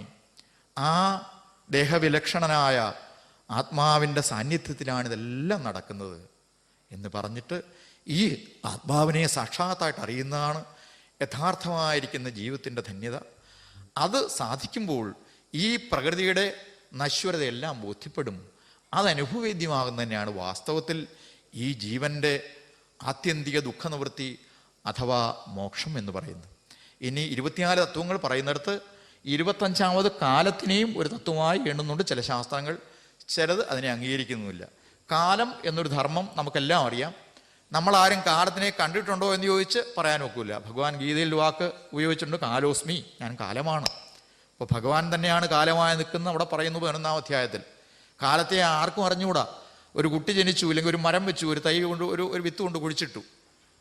കുറച്ച് ദിവസം കഴിഞ്ഞപ്പോൾ അതിൽ മുള വന്നു, ഇലകളായി, വൃക്ഷമായി, വലുതായി, അതിൽ വീണ്ടും പഴങ്ങളുണ്ടായി, വിത്തുകളുണ്ടായി, അത് ഉണങ്ങി.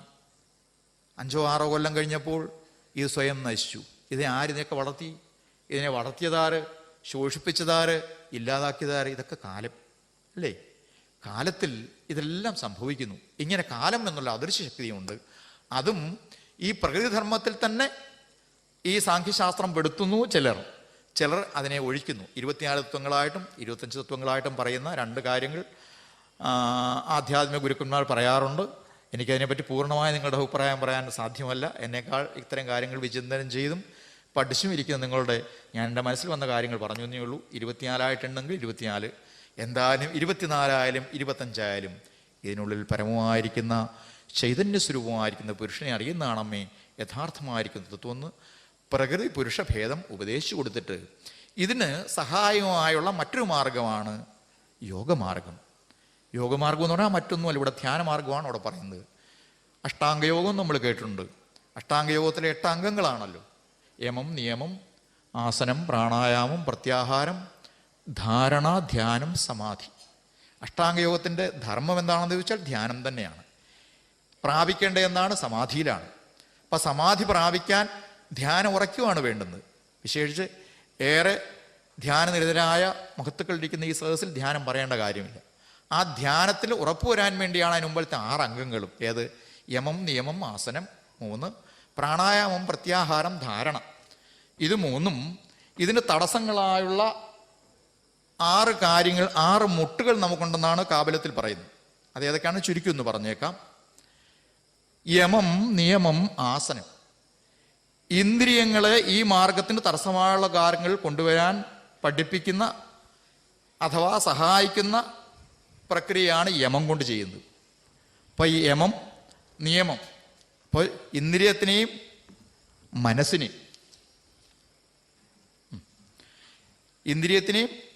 മനസ്സിനെയും നിയന്ത്രിക്കുന്നതാണ് യമനിയമങ്ങൾ. ഇനി ആസനം എന്തിനാണ്? ആസനം മറ്റൊന്നിനല്ല, ശരീരത്തെ നിയന്ത്രിക്കാനാണ്. നമുക്ക് തന്നെ ഇരുന്നാൽ നേരെ ഇരിക്കാനൊക്കുന്നില്ല, നടുവ് വളയുന്നു, കാല് കഴിക്കുന്നു, അങ്ങോട്ട് നോക്കുന്നു, ഇങ്ങോട്ട് നോക്കുന്നു, ഇവിടെ ചൊറിയുന്നു. ഇതൊക്കെ എന്താ ചെയ്യുന്നത്? ശരീരത്തിൽ നമുക്ക് സുസ്ഥിരമായിട്ടിരിക്കാനുള്ള ശേഷിയില്ല. അത് ശീലിക്കാനാണ് എന്തെന്ന്? ആസനം. അപ്പോൾ ഇങ്ങനെ ഇന്ദ്രിയ, മനോ, ശാരീരിക നിയന്ത്രണത്തിന് വേണ്ടി യമം, നിയമം, ആസനം ശീലിക്കൂ. അത് മാറുമമ്മേ. ഇനി പ്രാണായാമം, പ്രത്യാഹാരം, ധാരണ. പ്രാണശക്തിയെ നേരെ നിയന്ത്രിക്കാൻ വേണ്ടി പ്രാണായാമം അഭ്യസിക്കണം. പ്രത്യാഹാരം, മനസ്സിങ്ങനെ വിഷയങ്ങളിലേക്ക് വ്യാപരിച്ചുകൊണ്ടേയിരിക്കുകയാണ്. മനസ്സിൻ്റെ സ്വഭാവം അതാണ്. മനസ്സ് ഒരിക്കലും ഒന്നിൽ നിൽക്കില്ല, കുരങ്ങനെ പോലെയാണെന്നല്ല പറയുന്നത്. ഇങ്ങനെ വിഷയങ്ങളിൽ നിന്നും വിഷയങ്ങളിലേക്ക് ചപലമായി മാറിക്കൊണ്ടിരിക്കുന്ന മനസ്സിനെ നിയന്ത്രിച്ച് ഏകാഗ്രപ്പെടുത്തി ഒന്നിൽ കൊണ്ടുവരാൻ വേണ്ടി ശീലിക്കുന്നതാണ്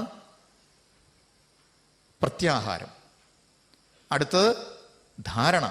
ബുദ്ധിയെ ഏകാഗ്രപ്പെടുത്താനുള്ളതാണ് ധാരണ. പഴയ കാലത്തൊക്കെ നമ്മൾ കേട്ടിട്ടില്ലേ, പൗർണമി ദിവസം മഹാപുരുഷന്മാരൊക്കെ ഇങ്ങനെ വെളിയിലിറങ്ങി ആ പൂർണ്ണചന്ദ്രനെ ധ്യാനിച്ചുകൊണ്ടിരിക്കും. എന്താണത്? ധാരണ ചെയ്യുവാണ്. ആ പൂർണ്ണചന്ദ്രനെ ധാരണ ചെയ്താൽ മനസ്സ് ചന്ദ്രൻ്റെ ആകാരം കൊണ്ട് വളരെ പ്രത്യേകമായൊരു അനുഭൂതിയിൽ ചെന്നെത്തുവാണ്. ആ പൂർണ്ണചന്ദ്രനേതാ അനുഭവം തൻ്റെ ഹൃദയത്തിൽ അനുഭവിച്ചിട്ട് ആ പൂർണ്ണചന്ദ്രനെ ധാരണ ചെയ്ത് ഉറപ്പിക്കാനുള്ള ശേഷി കിട്ടുന്നു. അപ്പോൾ ബുദ്ധിയെ ഏകാഗ്രപ്പെടുത്താൻ ധാരണ ശ്രേഷ്ഠമാണ്. അതുകൊണ്ടാണ് ഈ 6 കാര്യങ്ങളും യമ, നിയമ, ആസന, പ്രാണായാമ, പ്രത്യാഹാര, ധാരണ, ഇത് 6 ഉറച്ചു കഴിയുമ്പോഴാണ് ധ്യാനം സുഖരമാകുന്നത്. അങ്ങനെ ധ്യാനം സുഖരമാകുമ്പോൾ നമ്മുടെ ഇന്ദ്രിയങ്ങളും മനസ്സും ബുദ്ധിയും ഒക്കെ സ്വസ്ഥമായിട്ടിരുന്നു കഴിഞ്ഞാൽ നമുക്കിഷ്ടമുള്ളതായ ഒരു ദേവതാസങ്കല്പത്തെ ആദ്യം അമ്മ നല്ലപോലെ ധ്യാനിക്കൂ. ഗുരുവായൂരപ്പനെങ്കിൽ ഗുരുവായൂരപ്പനാവട്ടെ, സത്യം പരം ധീമഹി എന്നെങ്കിൽ സത്യം പരം ധീമഹി എന്നാവട്ടെ, ഓങ്കാരമെങ്കിൽ ഓങ്കാരമാവട്ടെ, ഏത് ഇഷ്ടദേവനുമാവട്ടെ, മംഗളസ്വരൂപനായിരിക്കുന്ന ആ പരമപവിത്രമായിരുന്ന ഭഗവത് രൂപത്തിൽ ധ്യാനം ഉറച്ചു കഴിയുമ്പോൾ നമ്മളുടെ ഉള്ളിൻ്റെ ആ ഹൃദയഗുഹയിൽ ഭഗവാൻ നിറയും. സാകാരൂപത്തിൽ സഗുണമായിരിക്കുന്ന ഒരു അനുഭൂതി കിട്ടിക്കഴിഞ്ഞാൽ ആ ഭഗവാൻ തന്നെ സാകാരഭാവവും മാറ്റി നിർഗുണമായ അനുഭവം കാലാന്തരത്തിൽ നമുക്ക് തരും. ഇങ്ങനെ യോഗമാർഗം അവലംബിച്ചാൽ അമ്മേ അതിൻ്റെ അവസാനത്തിൽ നിർഗുണമായിരിക്കുന്ന ആ ഭഗവത് അനുഭൂതിയിൽ ഈ പരമസത്യമായിരിക്കുന്ന പുരുഷൻ നമ്മുടെ ഉള്ളിൽ തെളിയും. ഇതാണ് അമ്മേ യോഗമാർഗം. ഭക്തിയുടെ മാർഗം പറഞ്ഞു കൊടുത്തു, സാഖ്യം ജ്ഞാനത്തിൻ്റെ മാർഗം പറഞ്ഞു കൊടുത്തു, യോഗത്തിൻ്റെ മാർഗം പറഞ്ഞു കൊടുത്തു. ഇനി ഇതിൽ അമ്മയ്ക്ക് ഉറപ്പുവരാൻ വേണ്ടി ഭഗവാൻ ഇതിനൊക്കെ ആവശ്യം വിഷയങ്ങളിൽ വിരക്തി ഉണ്ടാവുകയാണ് എന്ന് ബോധിപ്പിക്കാൻ വേണ്ടി ലൗകികമായൊരു മനുഷ്യൻ ജീവിക്കുമ്പോൾ വരാവുന്ന ആപത്തുകളെ കാണിക്കാൻ വേണ്ടി ഇതാ നോക്കൂ, അമ്മ കണ്ടില്ലേ എത്ര കഴിവുള്ളൊരു യുവാവായിരുന്നു. ജനിച്ചു, വളർന്നു, കെട്ടിടം വെച്ചു, കല്യാണം കഴിച്ചു, കൊച്ചുങ്ങളുണ്ടായി, അവരെ വളർത്തി, അത് കാണാൻ വേണ്ടി ചെയ്യാൻ വേണ്ടി കങ്കലാപ്പ് വിട്ടു. അവസാനം വയസ്സായി, ആർക്കും വേണ്ടാത്ത അവസ്ഥയായി, ഉഴവിന് കൊള്ളാത്ത മാടിനെ പോലെ ഭാര്യയും മക്കളും അവനെ തള്ളി. അവസാനം ശ്വാസ പോലും നേരെ വിടാൻ വയ്യാത്ത അവസ്ഥയിൽ വലിച്ചു ചാവാൻ നേരത്ത് ആരുമില്ലല്ലോ എന്ന് വിചാരിച്ച് കരഞ്ഞുകൊണ്ട് മരിച്ചിട്ട് പോകുന്ന അമ്മ കാണുന്നില്ലേ? അങ്ങനെ മരിച്ചവൻ ഏതോ കർമ്മഗതി കൊണ്ട് ഇങ്ങനെ ചന്ദ്രമണ്ഡലത്തൊക്കെ യാത്ര ചെയ്ത് കാലാന്തരത്തിൽ ഇതാ വീണ്ടും വന്ന് ഒരനുകൂലമായ ഗർഭത്തിൽ വീണ്ടും ജനിക്കുന്നു. ആ ഗർഭത്തിൽ കിടക്കുമ്പോൾ അവന് ജന്മാന്തര സുഹൃതം കൊണ്ടോ ഭാഗവീര്യമെന്ന് പറയട്ടെ ഭഗവത് സ്മരണയുണ്ടായി. അവിടെ വെച്ച് ഈ കുംഭീവാ നരകത്തിൽ കിടക്കുന്ന ഈ ഗർഭശിശു പ്രാർത്ഥിക്കുകയാണ്, ഭഗവാനെ ഞാൻ എല്ലാത്തിനും സമസ്താപരാധനും ക്ഷമ ചോദിക്കുന്നു, എനിക്കിനി ഇവിടുന്ന് പിറക്കണമെന്ന് തന്നില്ല. അഥവാ എനിക്ക് ജനിച്ചാൽ ജഗദീശ്വര, ഒരു തെറ്റും ഞാൻ ചെയ്യത്തില്ല, ഒരു തെറ്റും ഞാൻ ചെയ്യത്തില്ല എന്ന് ക്ഷമാപണം ചെയ്തിട്ട് ഈ കുഞ്ഞവിടെ നിന്ന് പ്രാർത്ഥിക്കുന്ന ഒരു രംഗവും കൂടെ കാണിച്ചിട്ട് ഇത്തിരി കഴിയുമ്പോൾ പറയുന്നു, അയ്യോ എനിക്ക് ഇവിടെ നിന്ന് അങ്ങോട്ട് പോകണ്ട, എന്നെ ഭൂമിയിലേക്ക് വിടരുത്, എവിടെ ചെന്നാൽ ഇതതിനെ പിടികൂടും എന്ന് പറഞ്ഞിട്ടിരിക്കുമ്പോൾ ആ പ്രസൂതി മാർഗത്തിൽ പ്രസവിക്കാനിടയായി പുറത്തു വന്നു. ഈ ഭൂമിയായ സ്പർശനം വന്നു വീണ്ടും തഥൈവ, നമ്മൾ പഴയതുപോലെ തന്നെ രാഗദ്വേഷങ്ങൾ കൂടി വീണ്ടും വളർന്നു. ഭാര്യയായി, മക്കളായി, കുടുംബമായി ഏഷണാത്രയങ്ങളിൽ കുടുങ്ങി വീണ്ടും ഇത് ആവർത്തിക്കുന്നു. The repetition of cycle. ഇതാണ് സംസാര ഭ്രമണം. അമ്മേ, ഇത് മാറ്റിയില്ലെങ്കിൽ ഈ ഭക്തിമാർഗവും ഈ യോഗമാർഗവും ഈ ജ്ഞാനമാർഗവും ഉറക്കത്തില്ല എന്ന് ഉറപ്പ് കൊടുത്തിട്ട് ഈ വിരക്തിയുടെ അമ്മയ്ക്ക് ഉണ്ടാകണമെന്ന് പറഞ്ഞ് ഇത്രയും ഉപദേശങ്ങൾ നൽകി കപിലവാസുദേവൻ അമ്മയോട് പുഞ്ചിരിച്ചുകൊണ്ട് പറഞ്ഞു, അമ്മയ്ക്കിതിൽ ഏത് മാർഗവും സ്വീകരിക്കാം അമ്മേ, അമ്മയ്ക്ക് ഏതാണ് സ്വാധീനം? ഭക്തിയെങ്കിൽ ഭക്തി, യോഗമെങ്കിൽ യോഗം, ജ്ഞാനമെങ്കിൽ ജ്ഞാനം. ഈ കുഞ്ഞിനെ നോക്കി കണ്ണുകൾ രണ്ടും നിറഞ്ഞു, ഹൃദയം നിറഞ്ഞു. അമ്മയ്ക്ക് സന്തോഷമായി. എന്തൊരു അനുഭൂതിയുടെ ഒരു രംഗം. ആ ഉണ്ണിയെ നമസ്കരിച്ചു. കൃതാർത്ഥയായി അമ്മ. ആ ഉണ്ണി അമ്മയും നമസ്കരിച്ചു പരസ്പരം. ഇതാ യാത്രയാവുന്നു. ആ വടക്ക് കിഴക്കേതൊക്കെ നോക്കി ദക്ഷിണാമൂർത്തിയായിരുന്ന കപിലവാസുദേവൻ ശിഷ്യന്മാരുമായി യാത്ര ചെയ്തു. ആത്മബോധം പ്രത്യക്ഷത്തിൽ അനുഭവിച്ച അമ്മയ്ക്കും സജ്ജനങ്ങളെ മായാബന്ധത്തിൻ്റെ വലിപ്പം അതാണ്. അന്നേരം ഒരു ദുഃഖമുണ്ടായി എന്നാണ് ഭാഗവതം പറയുന്നത്. ഒരു പശുക്കുട്ടി വിട്ടുപോകുമ്പോൾ തള്ളപ്പശുവിന് എങ്ങനെയാണോ ദുഃഖം വരുന്നത്, ഭാഗവത്തിൽ ഇതേ ഉദാഹരണമാണ് കൊടുത്തിരിക്കുന്നത്. ഇതുപോലെ ഒരു നിമിഷം കണ്ണുകൾ നിറഞ്ഞുപോയി അമ്മയ്ക്ക്. പക്ഷേ വിവേകം കൊണ്ട് മാറ്റിയെടുത്തു. കപിലവാസുദേവൻ അവിടെ നിന്ന് പോയി. അമ്മ അവിടെ ഇരുന്ന് ആ ഭഗവാൻ ഉപദേശ മാർഗങ്ങൾ അനുസന്ധാനം ചെയ്ത് പൂർണ്ണമായി ജ്ഞാനനിഷ്ഠ നേടി എന്ന് പറയുന്നു. ആ സ്ഥലത്തിന് ഇന്നും സിദ്ധപദം എന്ന പേര് കിട്ടിയിരിക്കുന്നു.